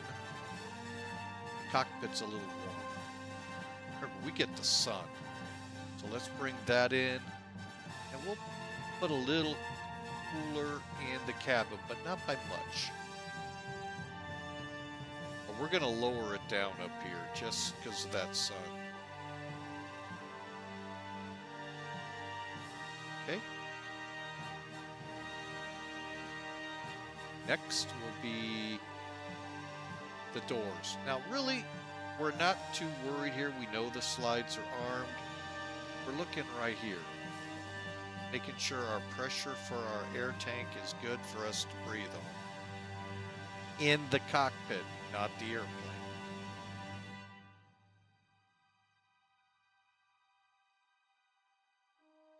Here's the wheels, everything's good. Flight controls, everything's good. Now we'll check status. Clear. Let's go back to fuel. Come up here and see where we are. We're getting close. Now we're also getting close to top of descent, so I'm trying to hurry this along and you can't. So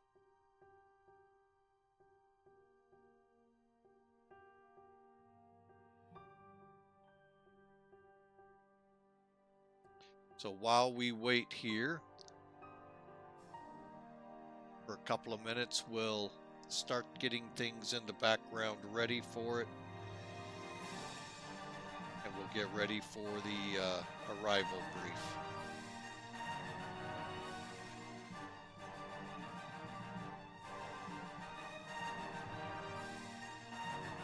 And unfortunately, folks, there is no EFB help you out performance chart for the landing, like others have, TOLUS included.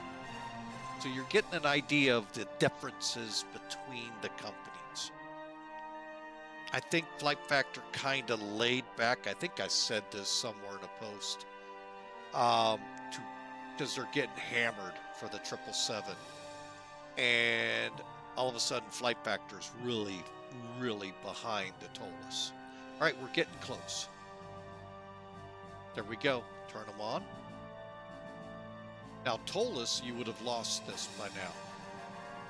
Let's go down, make sure the engines look good. They do. Go back up, turn the cross feed off. See the valve move. Now, we're back to the left side, taking care of the left engine. Right side, taking care of the right engine. Fuel flow, fuel on board, temperatures look good. All right, there you have it, folks. We'll deselect. He says carefully. And one more time with status. Nothing wrong with the plane. And then we've got a snapshot right here of everything. Engines, air, landing elevations, what we need. All right. Currently 235 miles, top of descent. Let's get in there and start talking. Sorry, folks, that came across pretty quick. Actually, I'm going to take a quick break. I'll be right back.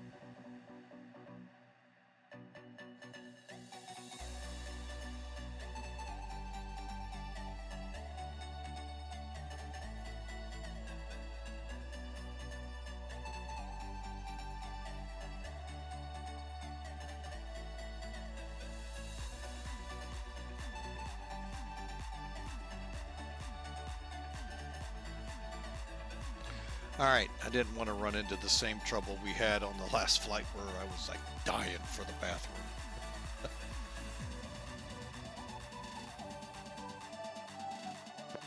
All right, folks, we are back. I'll give this about the minute, and then we are going to get our pre-brief going here for the arrival.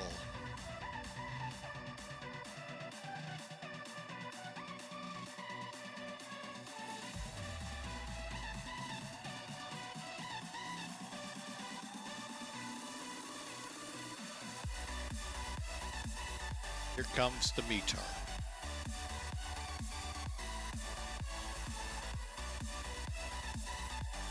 I say cautiously. Stand by. We restart Sim Toolkit.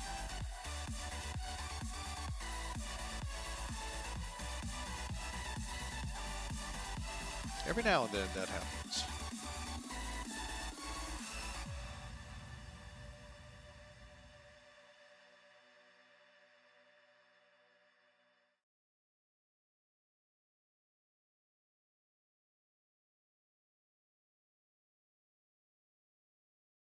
There we go.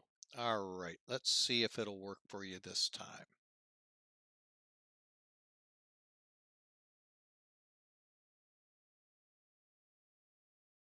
There we go. Now you have it there. We're going to show it again, but it could be kind of hard to see. That's why I'd like to do it this way. As you can see, you back out, no ATC right now. Subject to change on a moment's notice, as we know.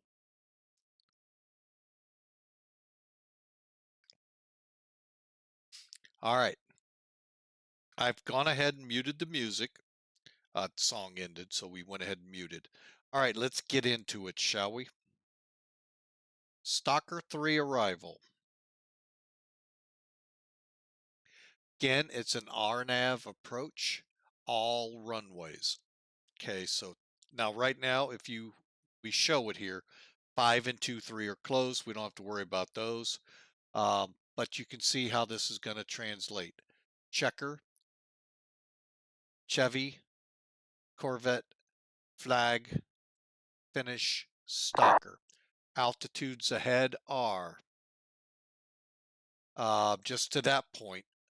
We got to be between 29 and 24 Corvette, flag between 23 and 29, both at 280 knots. As with finish, 23 to 16. Stalker between 12 and 19 at 270. Then we go on to lap at 270, 11 and 16. Moko 250 knots. Again, this word here, folks, if you really want a good lesson in it, there is a real world ATC discussion, we'll call it, on YouTube between JetBlue and a real world New York approach. Very fascinating. Yeah. Anyway, so 11,000 to 13,000. Then we go to Doomy, Poor, Leaks at 9,000 to 10. And then 8,000 at Hando, expecting radar vectors to the final approach course after Hando. So from Hando, we just continue on till we get told turn in, or we turn in. Again, at 210, 8,000 feet. Then we'll start our down to 5,000 and in, or wherever we're at. Speaking of wherever we're at, our goal, okay, right now, I'll bring this in. Our goal is to Tommy. We may get told to extend to Jedco. Before we go, let's look at the ATIS here. It's 40 minutes old for the, oh, here's arrival, right? Yeah, here's the arrival, also 40 minutes old. Real world, it's whiskey, and you can read it. I'll leave it up for now, but here's your METAR as of 40 minutes ago. Here's your approaches, and then any NOTAMs. For instance, like last night, I told you all, reason we're kind of late today, snow operations. Well, we're putting out friction information, FICONs. You see those folks, realize your runway in the real world is slippery. Whether that'll translate to X plane or the other is up for debate. We've seen it in Anchorage last year. I haven't had the chance to try it out here, nor will we here. Okay, so, because Charlotte, we're not wet. Friday, I'll tell you right now, look at the Midwest, try to find some ATISes. Your big airports, DATIS is a great website to go check out. Start hitting the ones in the Midwest like Minneapolis, Kansas City, Dallas, Oklahoma City. You'll see those FICON numbers there, and then go try out the taxiways and runways, see if they are slick. They are modeled. Whether they model for your flight is another story. I know ICE does in Int'l because we crashed twice. All right, I digress. So let's look at our RNAV GPS approach for 18 Charlie. Yes, we're going to do the RNAV. Okay, we have Charlotte approach, Charlotte Tower, depending where you are on the field, and ground. Folks, throw this out the window with VATSIM. They're going to pick maybe one of these, maybe none of them. Just telling you now, throw it out the window and hope that's what they use. All right, on the briefing strip here, we do not have a quote frequency to check on. This is built into the McDo's, the GPS systems, the RNAV systems in the plane. All we have to do is make sure it pulls up under our Mach number here, which will be, make sure it's there when we go to LS. But our final approach is 183 degrees. Silo. Okay, we'll kind of skip ahead, but here it is. I'm going to skip a little further. That is going to be 5 miles from the runway. Let's go back up. 2,400 feet on glide slope. Here's the tricky thing. Will we actually be on an approach with us on and locked? I don't know. Hopefully we see the glide slope again on the PFD, may or may not. I'm not really up on how to fly LPVs on the sim. I'm trying to take some time with a video to walk through it with the different aircraft I have. I may try something here in a few weeks and see if we can't really learn a lot of things on the sim. So, but this we hope for. 942 MSL, and MSL, folks, just so you know, is here. That's what we got to be at MSL, 942. 200 in here is our minimums. These are when, if we don't see the runway, we go around.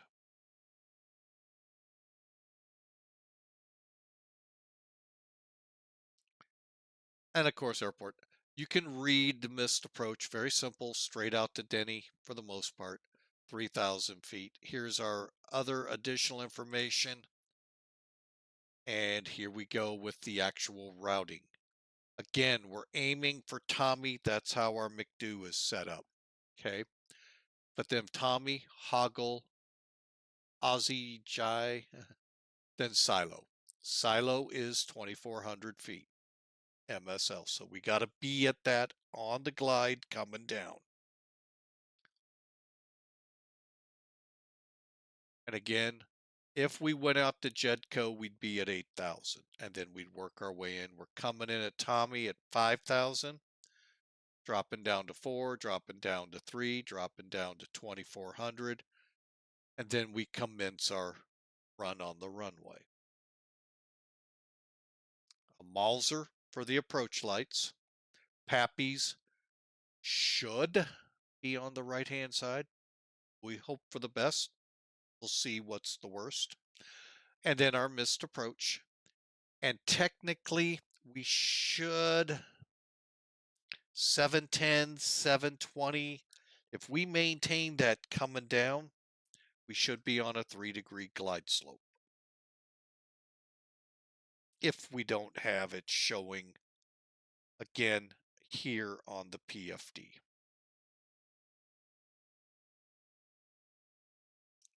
Lastly are the minimums that we can accept for this arrival. 200 feet AGL.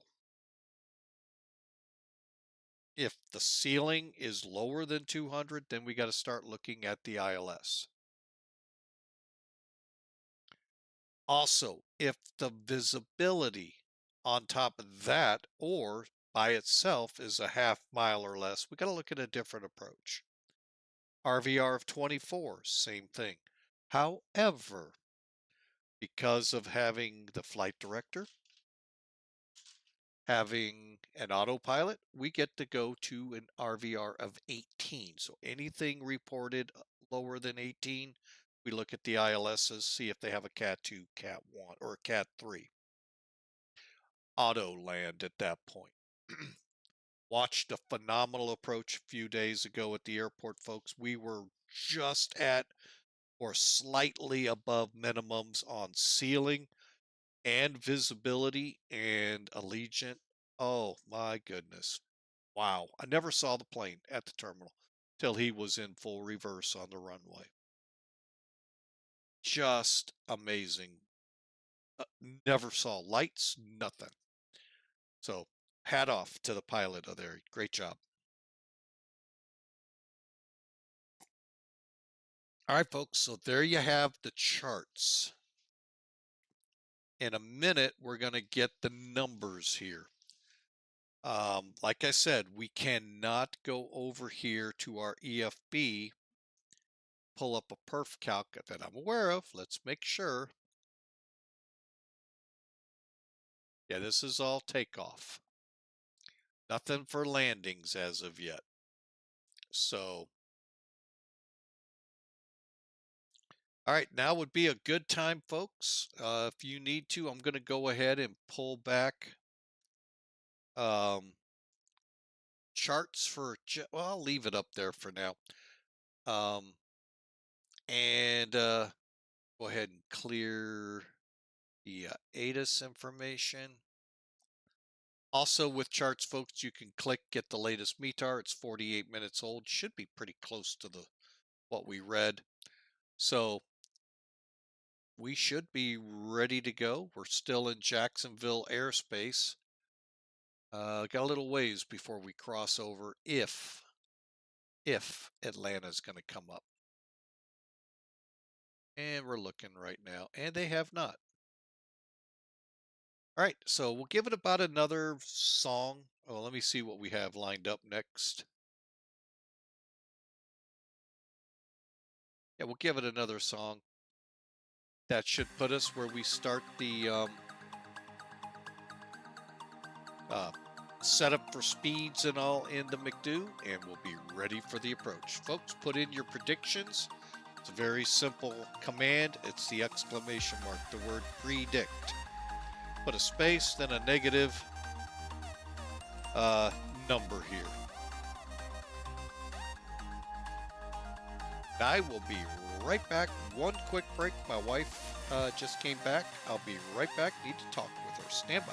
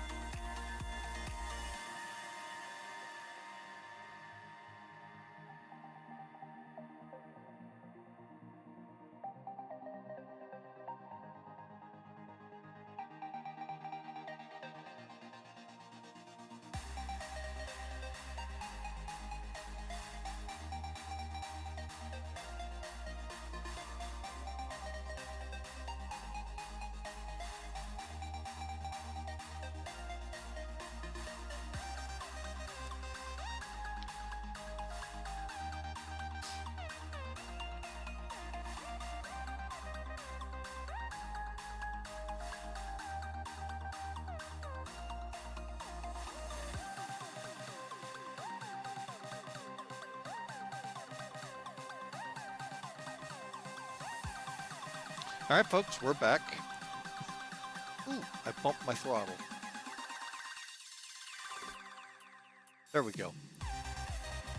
That's what that flashing was right here. It was me. I had bumped my throttle. Probably getting up and down here a couple times, but our dog is hilarious. 150-pound Shepherd Mastiff mix. I call it a Shepherd Massive mix because he's big. But, you know, hey, he's a great dog. I mean, just a great dog. But anyway, like I said, he just got back from daycare today. He's exhausted. We don't have a big area that he can run in here. So once a week we let him, you know, we spend the money to let him go to daycare and just run his little feet off. Then he comes home and sleeps till the weekend. And at our YouTube channel, folks, Flying with Mike, there is a short I put up there, compliments of the camera program on my phone, that you can see him from little pup to today's cute 150-pound dog.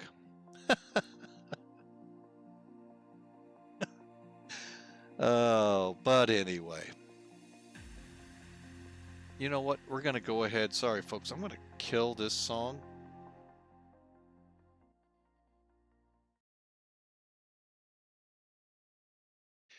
And let's get into it because we just crossed. It's about to tell us to set the McDo. And we're going to do that right now. So let's get the McDo up here. Get one more. We want to be on the approach page. We're going to fill in the QNH, temperature, winds, and MDA. All right. With charts up here. Now hang on. We get XPilot out of the way. All right. So let's pull up the Charlotte weather, now 54 minutes old, so it may change as we begin. Traffic 021 Romeo Kilo will be taxiing to the active runway, runway 28. We'll be taxiing via taxiways Alpha 2, Bravo, Echo, and then to the runway. Savannah traffic. All right, so 2985 is our altimeter. That's what QNH means. Now you could do it in HEPA or you could do it in inches of mercury. I'm just going to do it our way. 29.85.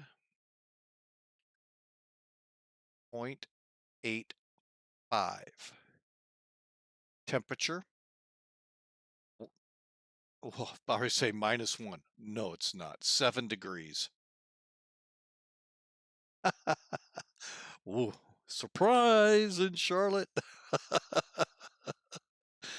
230 at 5 on the winds. 230, just like you see it, folks. Heading here and then winds at, what did I say, 5? Okay. And again, you can see it, folks. It's right here on the charts. All right. Oh, we got a format area. What did I do wrong? Oh, forgot the hash mark. 5. MDA. All right, let's go back to the arrival page. 200 or 9. I'm going to put 942 in. Guess what, folks? They're the same number. Just how do you place it? So, for instance, say you're using MSL, so it's above sea level. If you're using above ground, it's above ground, but folks are both at the same point or within a foot or two of each other. So that's the difference. And it will go off. You'll see 942 minimums, and you'll see 200 at the same time here. This is now programmed. So let's get set up for that approach. All right, let's go back to the perf page. We're now 49 miles out. All right, so we're going to start going down here. Landing elevation. Landing elevation shows auto and verify. Always verify, folks. Just because it says it on a screen, straight up and down, auto. We're going to go ahead and get rid of this. Bring back X-Pilot, so I got a quick reference. Just see that real quick. Atlanta, our alternate has, yep, that is the only ones. Okay, so far so good in ATC. Continuing on, now we get to the fun. We've got the arrival in, performance set up. Let's get the top of, or get our winds updated.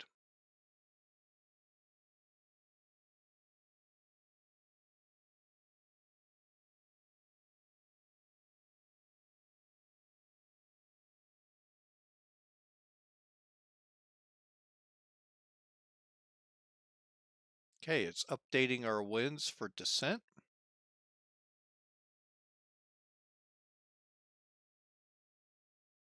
And then finally, 20 miles before top of descent, we can actually start if we want.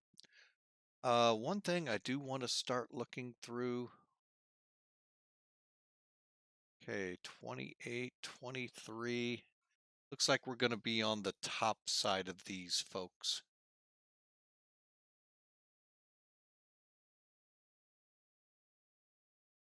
Yeah.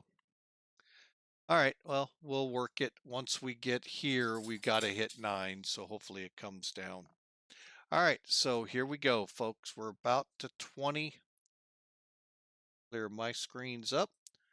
And again, folks, exclamation mark, the word predict. Put a space in there, then a negative number, and you'll have a prediction in for our arrival.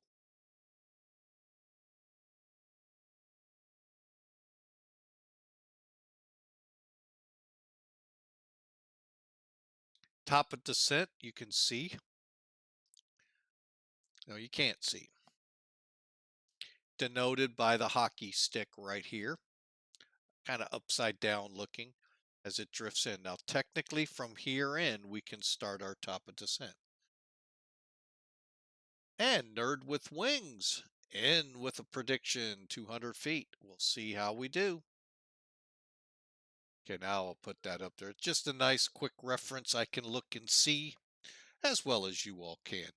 If you would like charts removed, let me know in the field. And Hawker, if you're still out there, would you hit me in Messenger if I'm not getting rid of it when people would like it gone?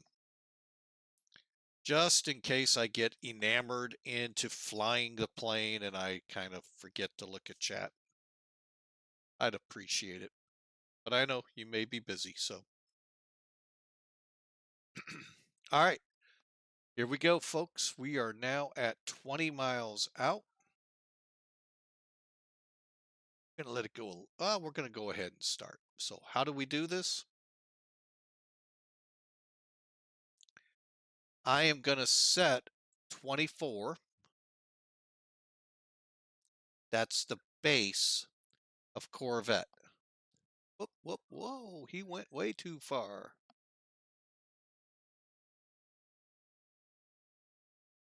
And then with the arrow up, push it in, and you should get the blue dot. And then we start down. That green dot, got to get rid of it again. That green dot you see going up, folks, that's when we reach our perfect descent angle. And then it flies it down, meeting all of the constraints till we get there.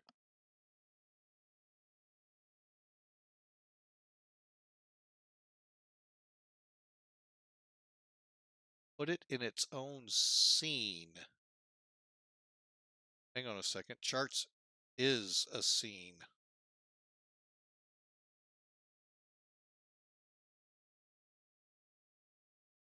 Well, right now I could do this too. Then as we get in range, you'll see it pop onto the chart.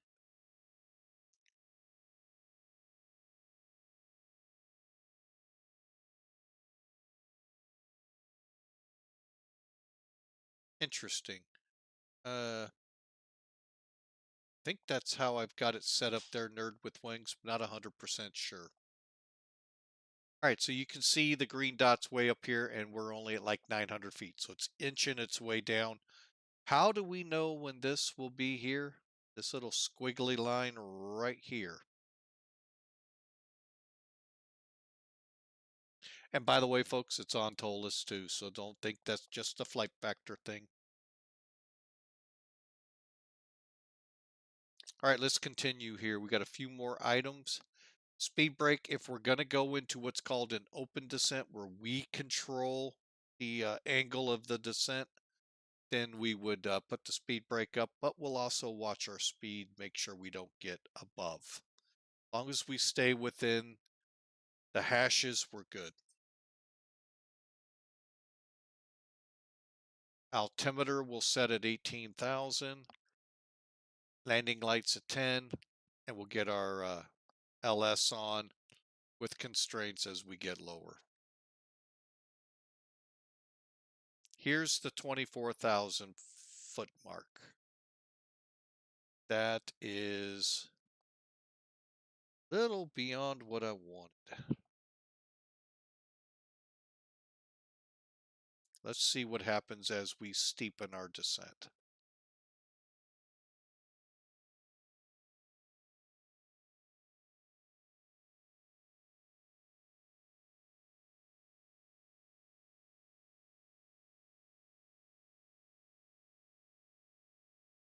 Oh, I hit the wrong button. Sorry, folks. I meant to go here. What I'll do is make it a little bigger.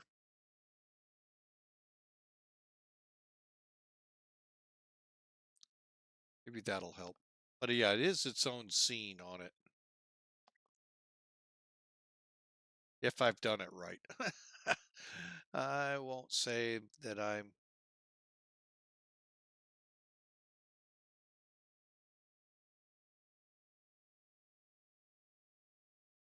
Okay, we're...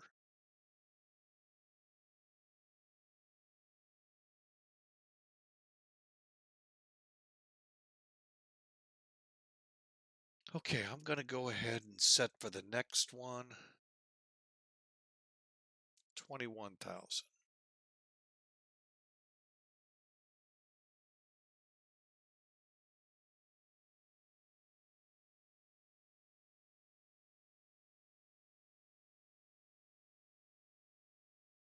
And like I say, if you begin seeing it getting real close to these edges, extend speed brakes or retract them.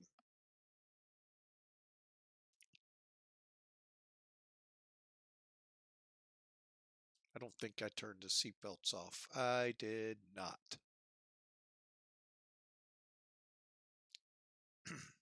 Okay, I'm going to go ahead now. Speed brakes. Going to half.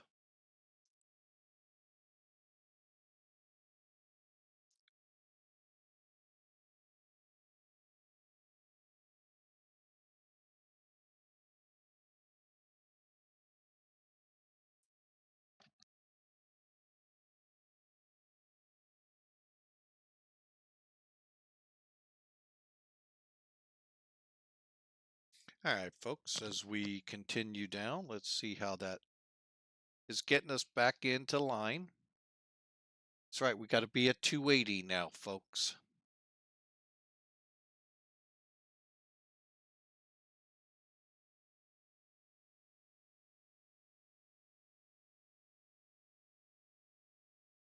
And I'm going to go ahead and put the wing lights on. Oh, never turned them off. Doggone it. I tried to do that at 25. Forgot a couple things this flight. All right, now we're descending to the 21,000 foot mark.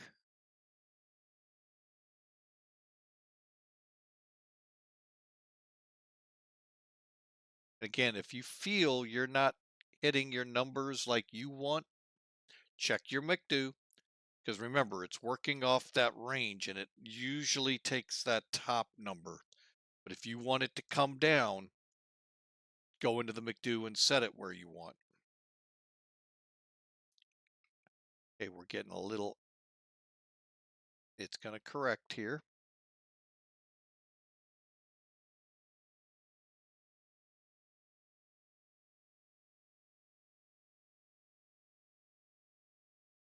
Starting to get way out of parameter, so we're going to have to do the open.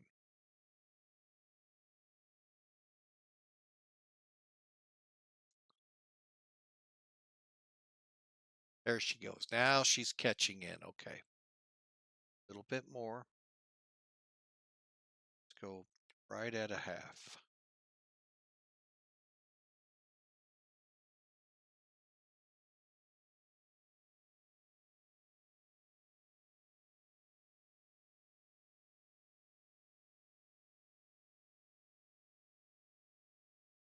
And I could have turned on terrain radar.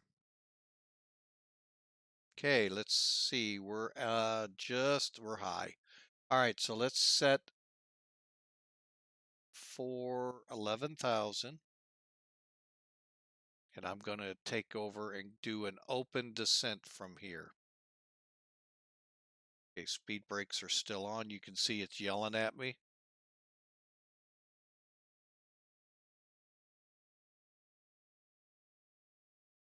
I'm going to go ahead and unmute. That way if we have warnings go off, we hear them. All right, open descent. You see, that's your managed. Okay, now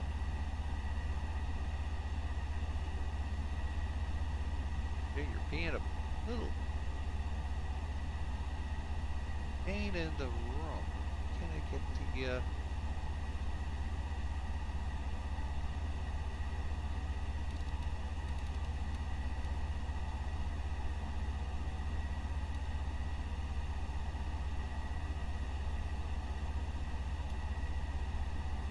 there we go. Now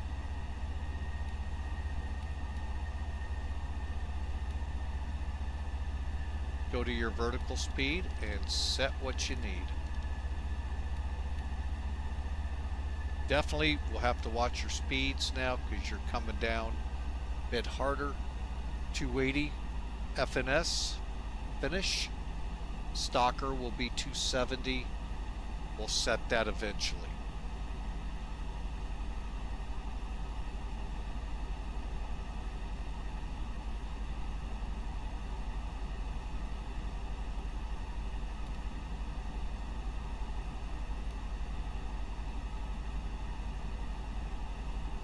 Okay, we're looking for 16,000. Let's get some more speed brake in. Oh, let's get some speed brake in. Flight attendants, prepare the cabin for arrival.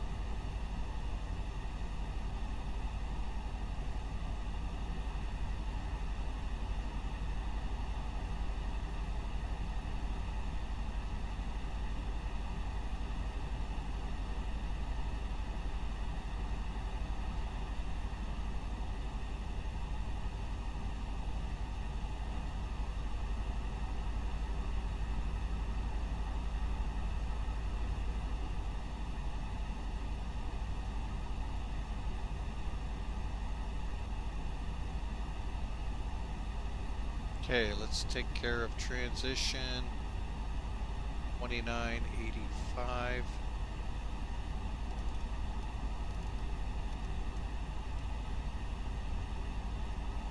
Full brakes.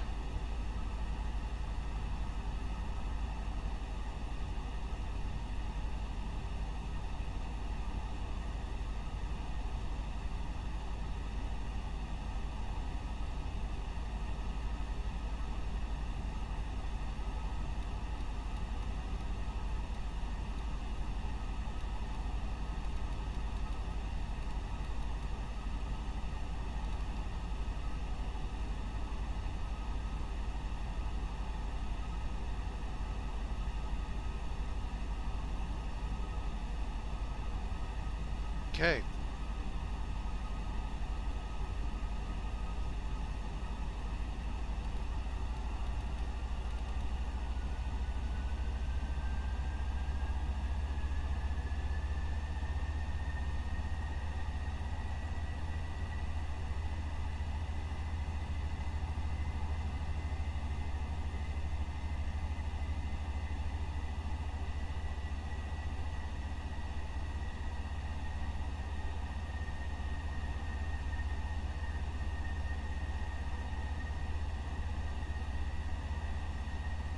Okay, as soon as we cross finish, then we're on to Stalker.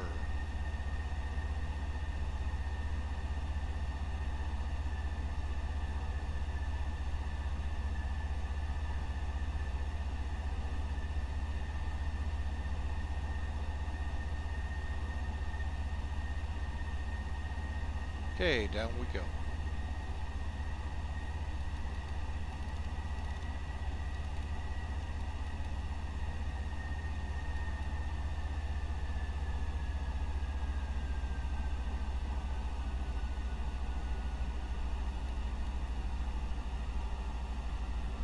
And now,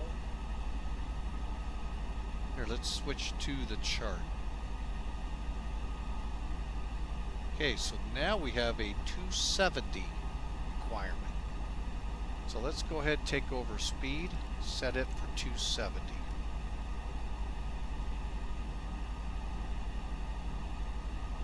Again, as long as we're at 19 to 12,000, we're in good shape. Speed brakes again.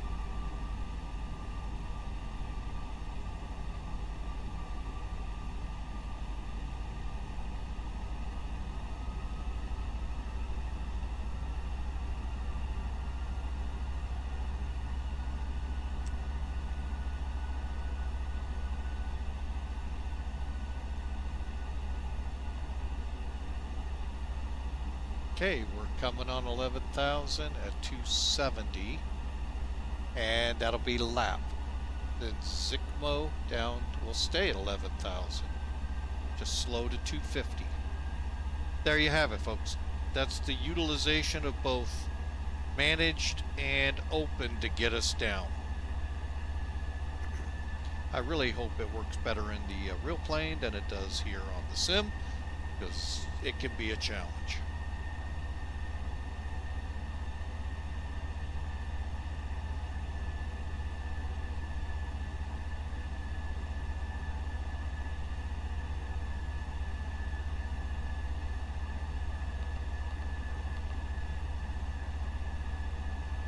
Just make sure it didn't clear. Oh, the winds got cleared out. Doggone it. 230 at 6. You knew they were going to do this to us. Well, they're going to wait.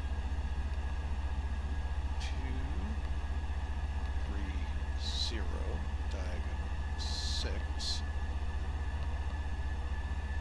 Now new temperature. Still 6. Nope, not still 6. It wasn't 6. Okay. Altimeter 2985. We're good there. Alright, so what does he want me on? 2,500.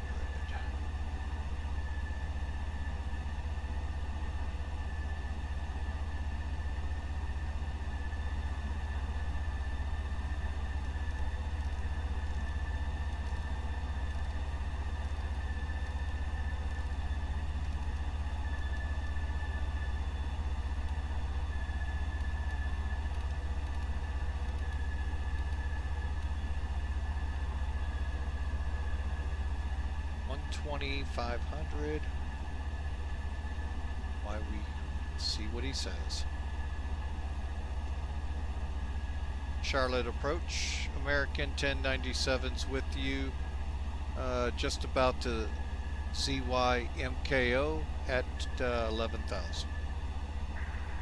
American 1097 Charlotte approach. Charlotte radar contact over Zynco. You could descend via the stock car 3 arrival. Expect the visual approach 18 left.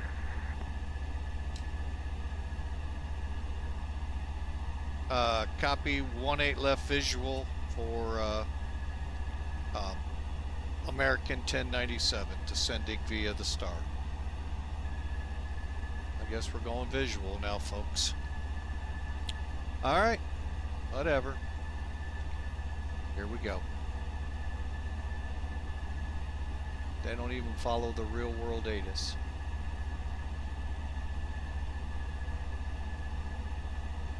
Fine by me.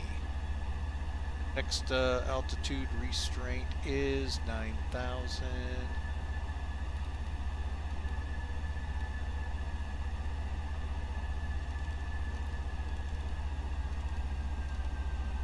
Okay, this is the only time, folks, I don't do what it says at 250. Reason being, virtual airlines. Their ACAR programs sometimes get in the way and will penalize you for being above. Now, I haven't seen it yet with Virtual American, but it's possible.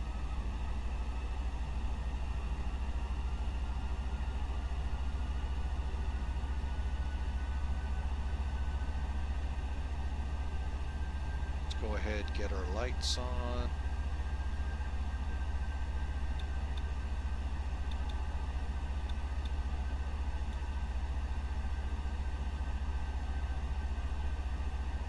Okay, I am going to plan medium brakes.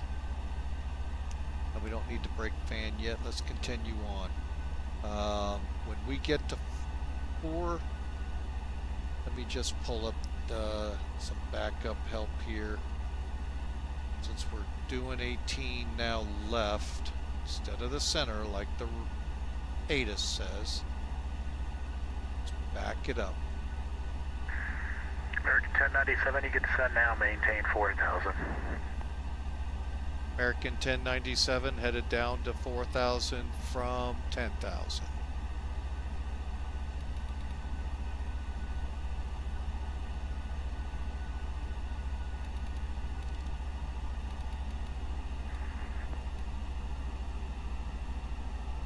American 1097, descend to maintain 4,000. Oh, must not have clicked. Sorry about that. Clicked on the wrong screen. Down to 4,000 out of 10,000. American 1097. Thanks.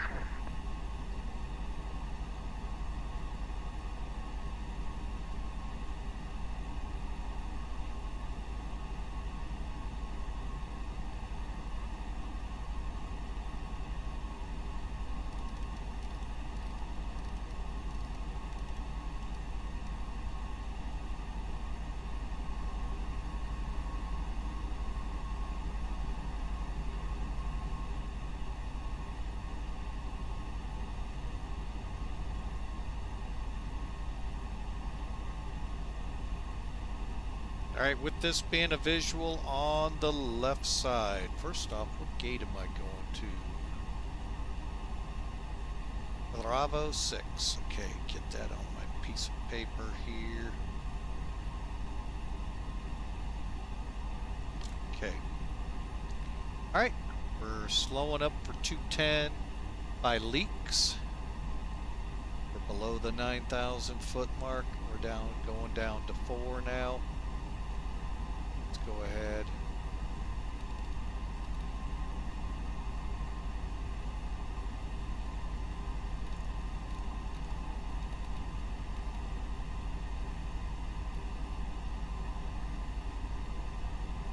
Okay.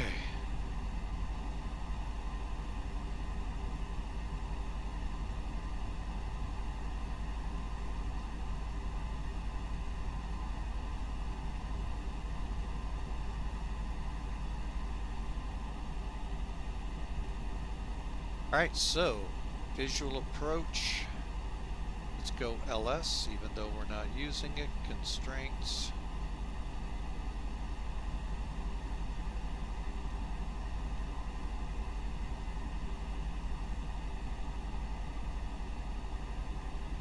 Airport in sight.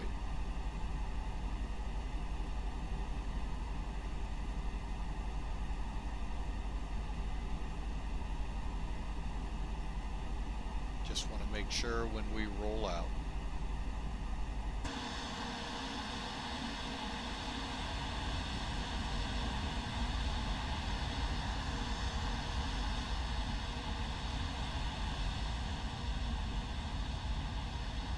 I believe that's it right there.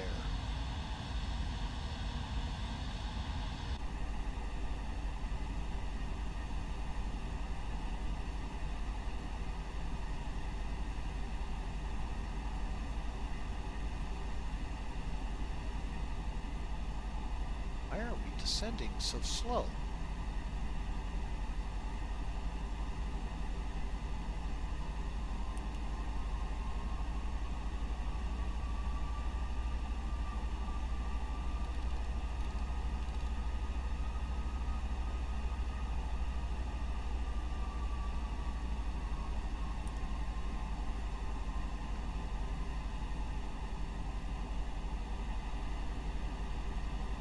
Alright, let's get the entry areas lit up.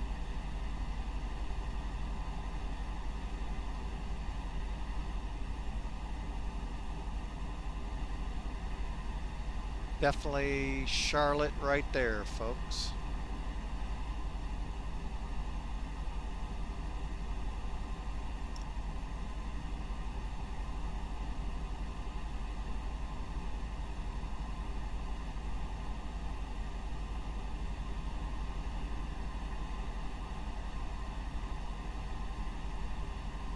American 1097, the Charlotte Airport will be at your 9 o'clock in about 6 miles from port inside.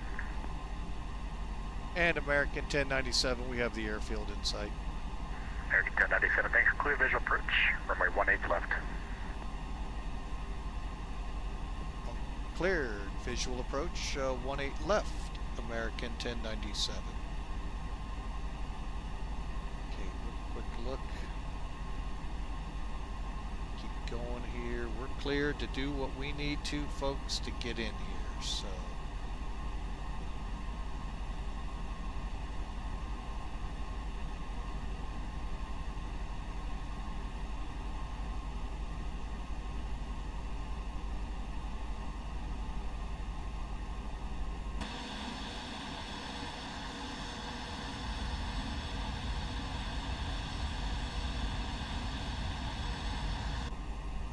Okay, we're level at 4. All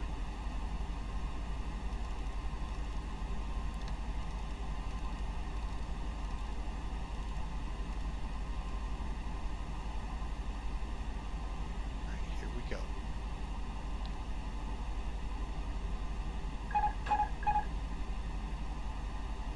Yeah, you heard it, folks.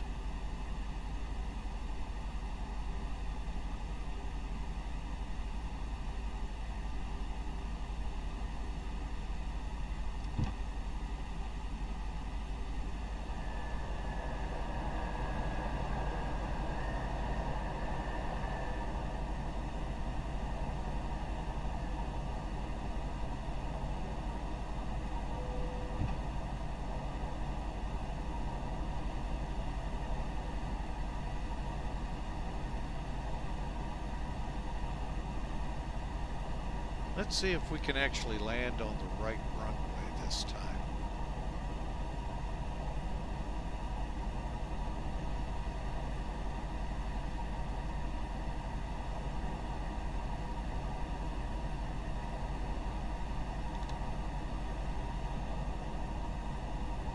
Okay, go ahead, arm up the spoilers.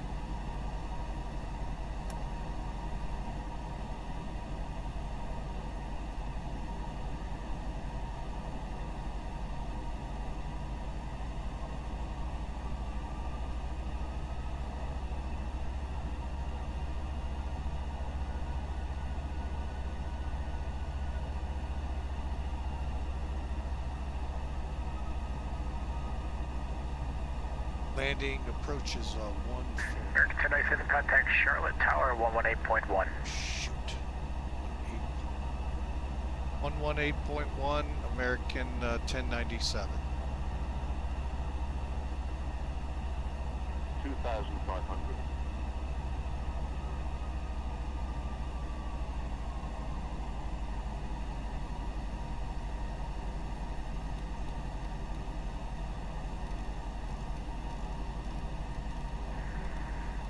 American 1097, contact Tower 181. Damn it. American 1097, sorry, 18-1 for 1097. Trying to do too much with one pilot, folks. Can't see the runway.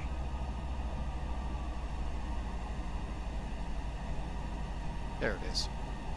Charlotte Tower, American 1097, visual for 18 left.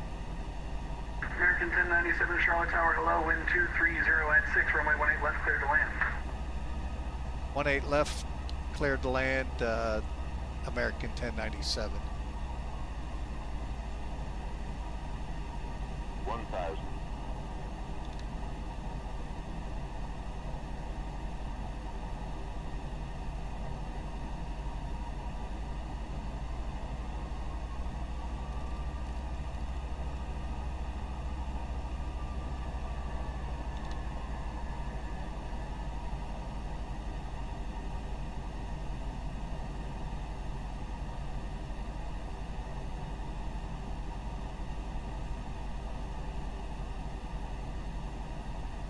Alright, let's ease up a little bit. I think we're low on it. Starting to see the pappies. 400.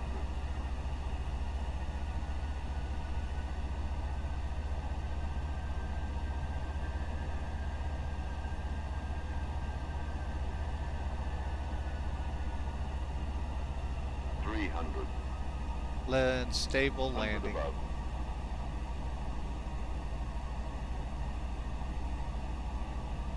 200 minimum.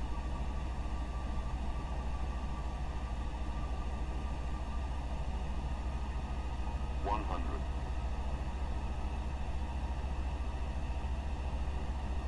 50, 40, 30, 20, retard, 10, 5.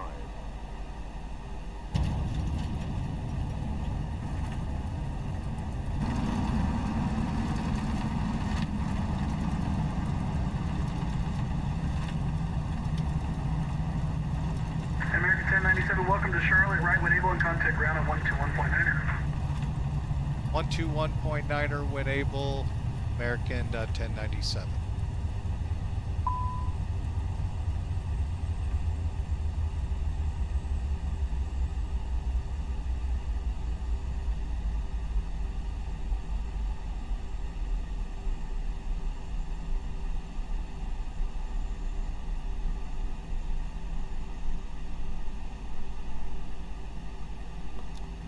Alright, we're off. Clean up real quick.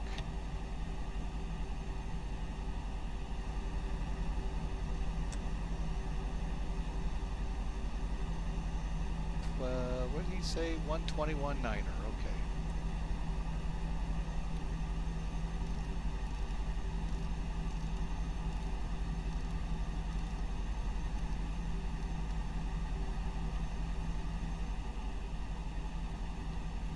Charlotte ground, American 1097's off 1A left for Bravo 6.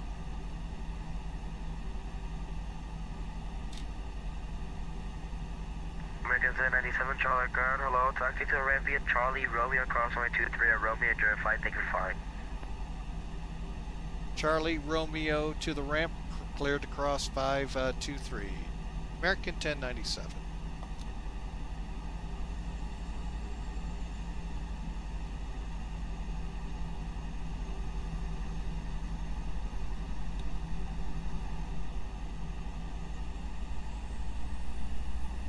American 1097, Charlie ground.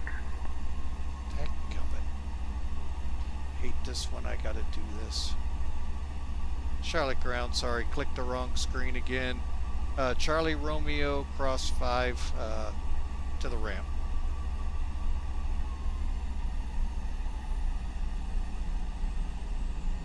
Charlotte ground, you copy? Okay, 1097 Charlie ground, how do you hear? Damn it. Charlotte ground, American 1097, how do you hear? American 1097 Charlie ground, I hear you loud and clear. How about me? Loud and clear as well, not sure what happened there. Charlie Romeo to the ramp. Cosmo 23 at Romeo. Call you 23 at Romeo, American 1097. American 1097, that's clear to cross runway 23 at Romeo. Enjoy your night, Tim. Alright, we're cleared to cross 23 at Romeo, 1097. Not this one, but the next one, folks.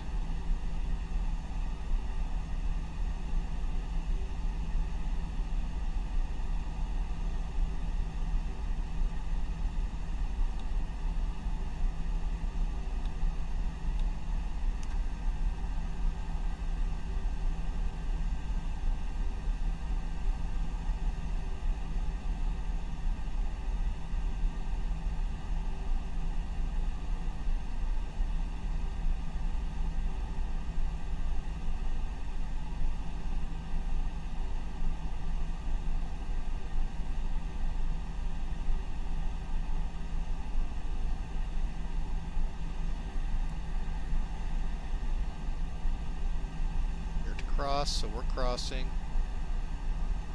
closed runway, but you never know.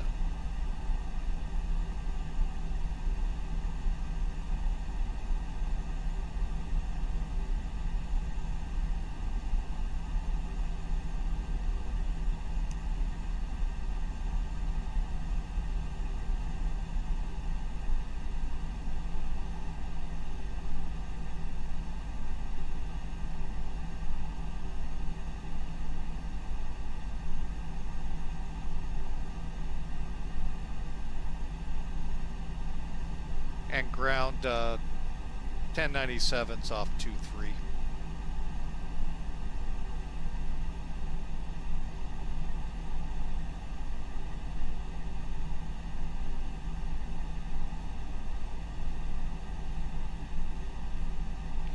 And ground 1097's off 234 Bravo 6.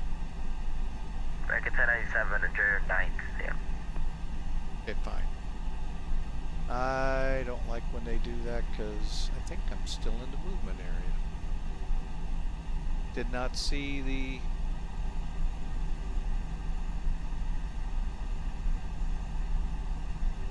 Okay, we're going to take the first half in case there's people in the alley.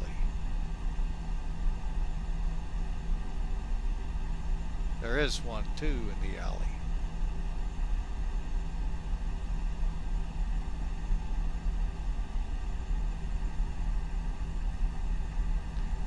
He's going to be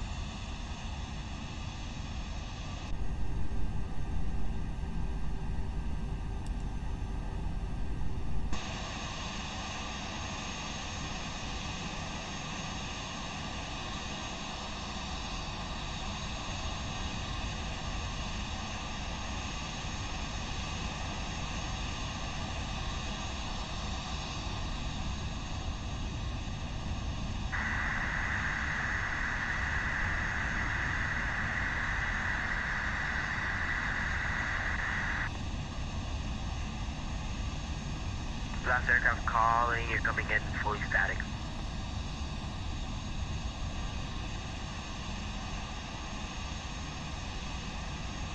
American 2854, spot 8 with Lima ready to taxi. American 2854, runway. What? You're not at spot 8? Anyway. 18, American 2854, runway 18 left, taxi via Mike Charlie. Mike Charlie 18 left, 2854. You're nowhere near 8. Okay, flaps are up. Radar's off. I'm not even telling them I'm in the spot. They sound upset if we say that anymore.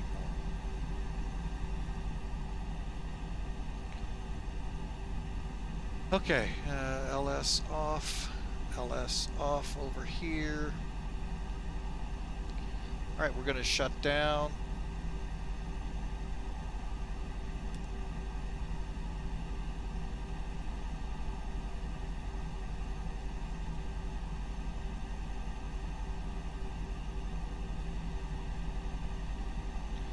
And let's get the APU checked. Leads on.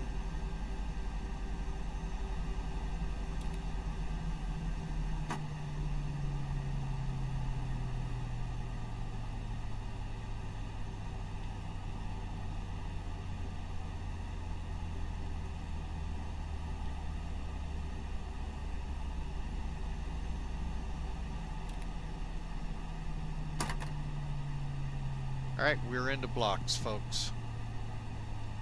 Gotta love.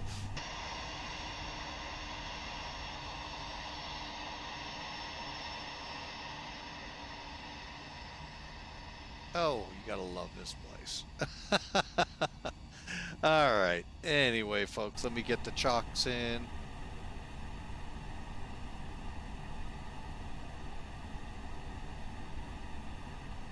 All right, chocks are in. With that, I am going to help the hot brake situation. Let me show you. What are we showing? Oh, actually, we show them cooled.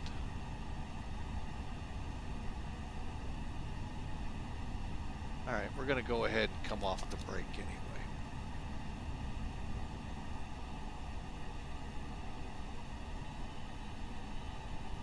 All right, and let's get this out of here.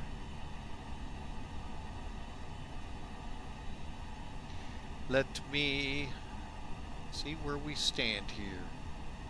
Brake temps fans are on. APU bleed masters.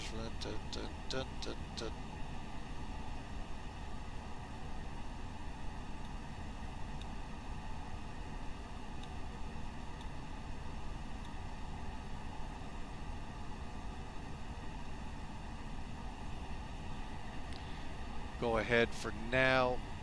Gate call.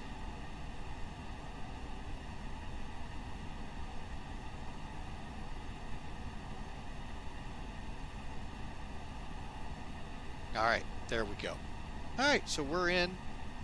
We've done all our parts. There you go, folks. Very busy Charlotte. As always. All right, let's take a look at this flight, shall we? First off, let me send it to American.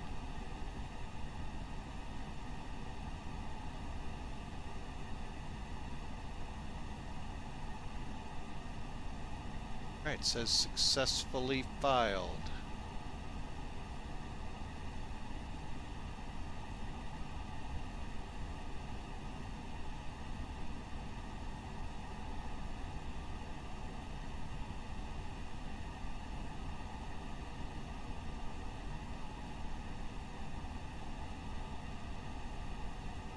All right, hour and 27 minutes they put us down for. Engines, shutdown, starting points all look good. Landed 259 feet a minute according to them. Cool.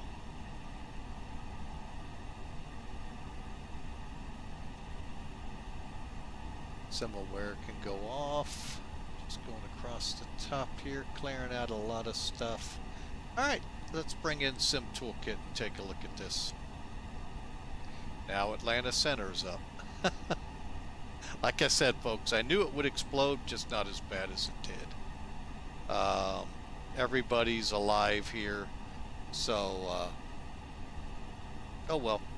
I just hate frequency changing as much as they like to do, because it's when you get in close, changing frequencies is when, without that second pilot, folks, it gets rough in a plane moving at 150 mile an hour.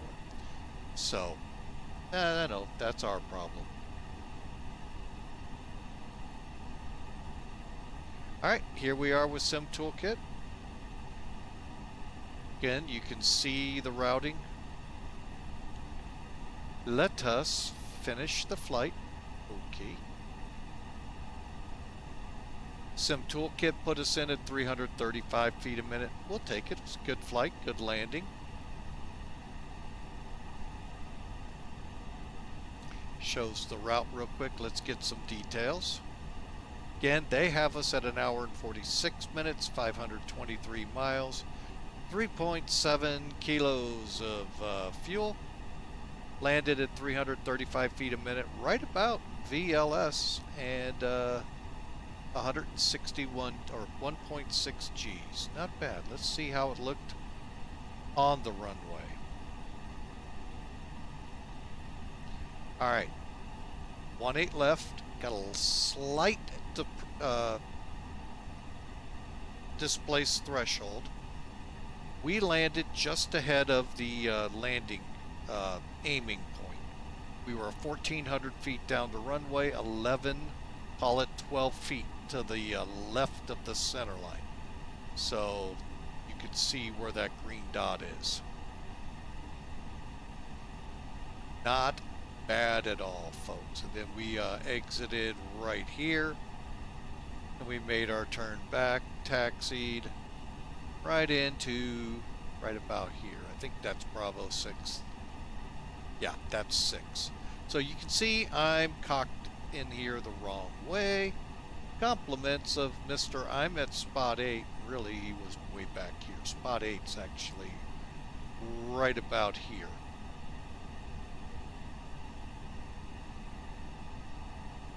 Gotta love it. Anyway, great numbers. You look at all the metrics, worked out great. Great training tool here, folks. If you're having troubles landing, take a look at your numbers. What are you doing? Are you coming in hot? Are you coming in slow? Are you just having directional troubles? Well, again, are you fast? Are you slow?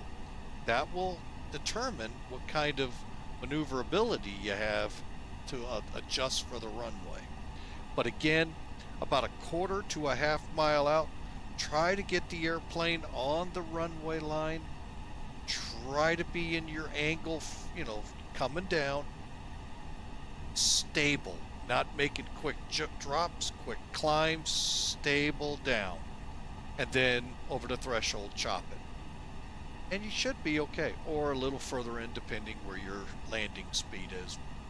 VREF, VLS, depending on the plane. And now flying with Mike would take that same advice. His landings would be so much better. Did I? Are they still armed? No. Okay, because it looked like my spoilers were up. And no, they're not. Alright, let's see if we can't rewind this. We get some toolkit out of here. Remove, remove. Close. We didn't call that. We're still on the APU. I'm going to go ahead and pull chocks and the jetway. And we're disconnecting.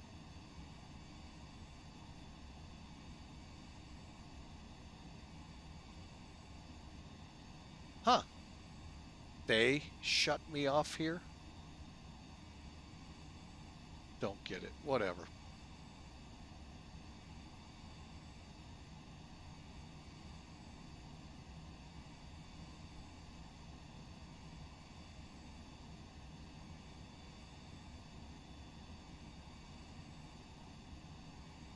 All right, so we're going to try this. Everything's away from the plane. Let's see. Come on. What is going on?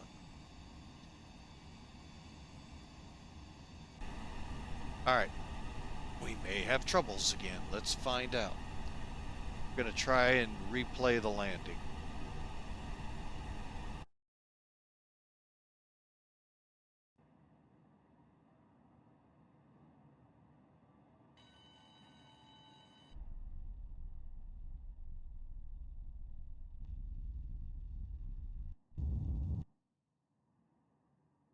All right, while it's getting set up, I am going to, and remember folks, this was a complete from downwind. Granted, I was a ways out approach, so we'll just start it from here.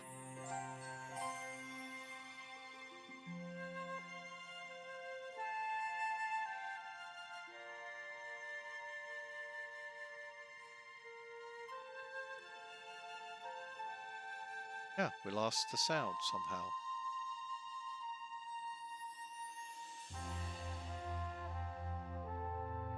All right, I didn't know. That's first. Am I turned up? Yeah, I am.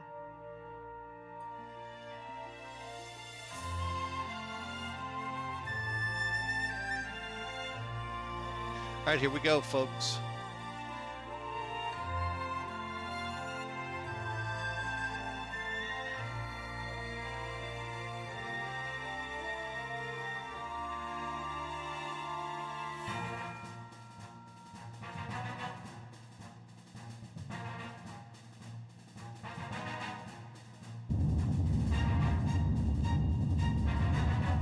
Wow, folks, that was actually pretty good. There's your reverse thrust, and let's go back, watch it again.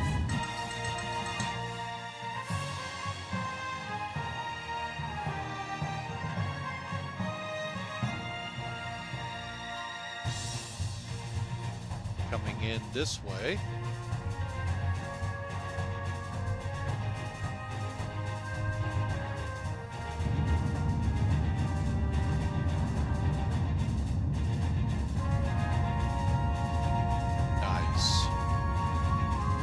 Let's see how Hawker liked it from his usual perch.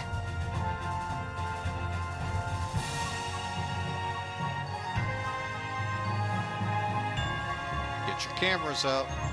Click, click, click, click, click, click, click, click.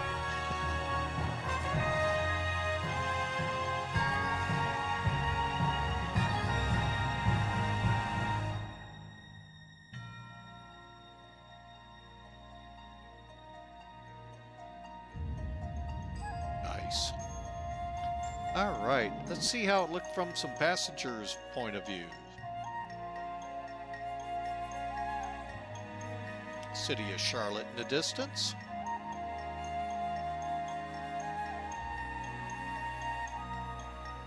I have to say that was a really stable approach.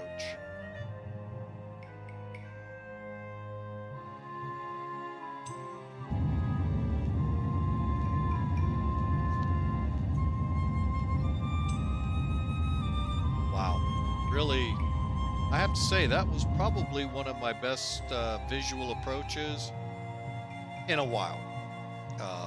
See how it looked out this side. So, hope y'all enjoyed. It was fun to shoot, even though controllers tried to make it rough. And this multi-screen thing I haven't yet to master.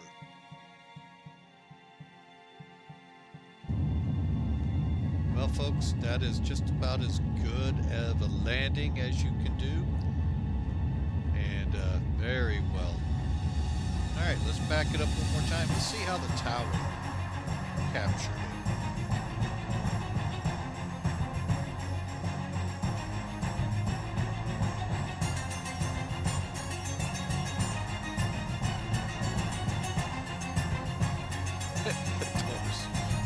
Hawker, the Boeing effect.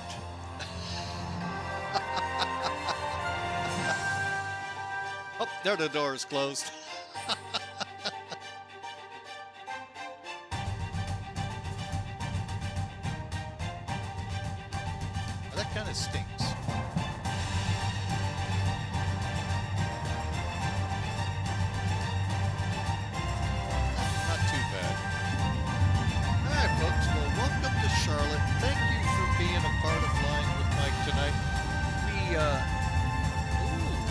nice, Hawker put us up a nice clip shot. Appreciate you, sir. Appreciate you moderating today. Appreciate all of you, Bad Attitude, and all that came out and supported the stream tonight. We really do appreciate it. Sorry for such a late start on it. I know for you guys in the United States, well, it's about time you put one at our time. So, well, here you go. Folks, I hope you enjoy. Tomorrow, we're going to be in the tolless A320 Neo. Big difference, you'll notice. I actually wasn't clear of the runway. The engines are much bigger. Oddly enough, bigger the engine, the more efficient they are. Never heard that anywhere. What a sales pitch someone bought on that one. All right, folks. Well, there you have it. Let me go ahead and bring us out of this mode. Put us back in here with the jetway. And, folks, I really do hope you have a great night. If it hasn't been said to you by us or you haven't heard it from us, Happy New Year. Hope you have a very blessed year, folks. And may God just bless the socks off you this year. All right, folks. We'll see you tomorrow. A320 Neo action out of Charleston, West Virginia. God bless. See you then.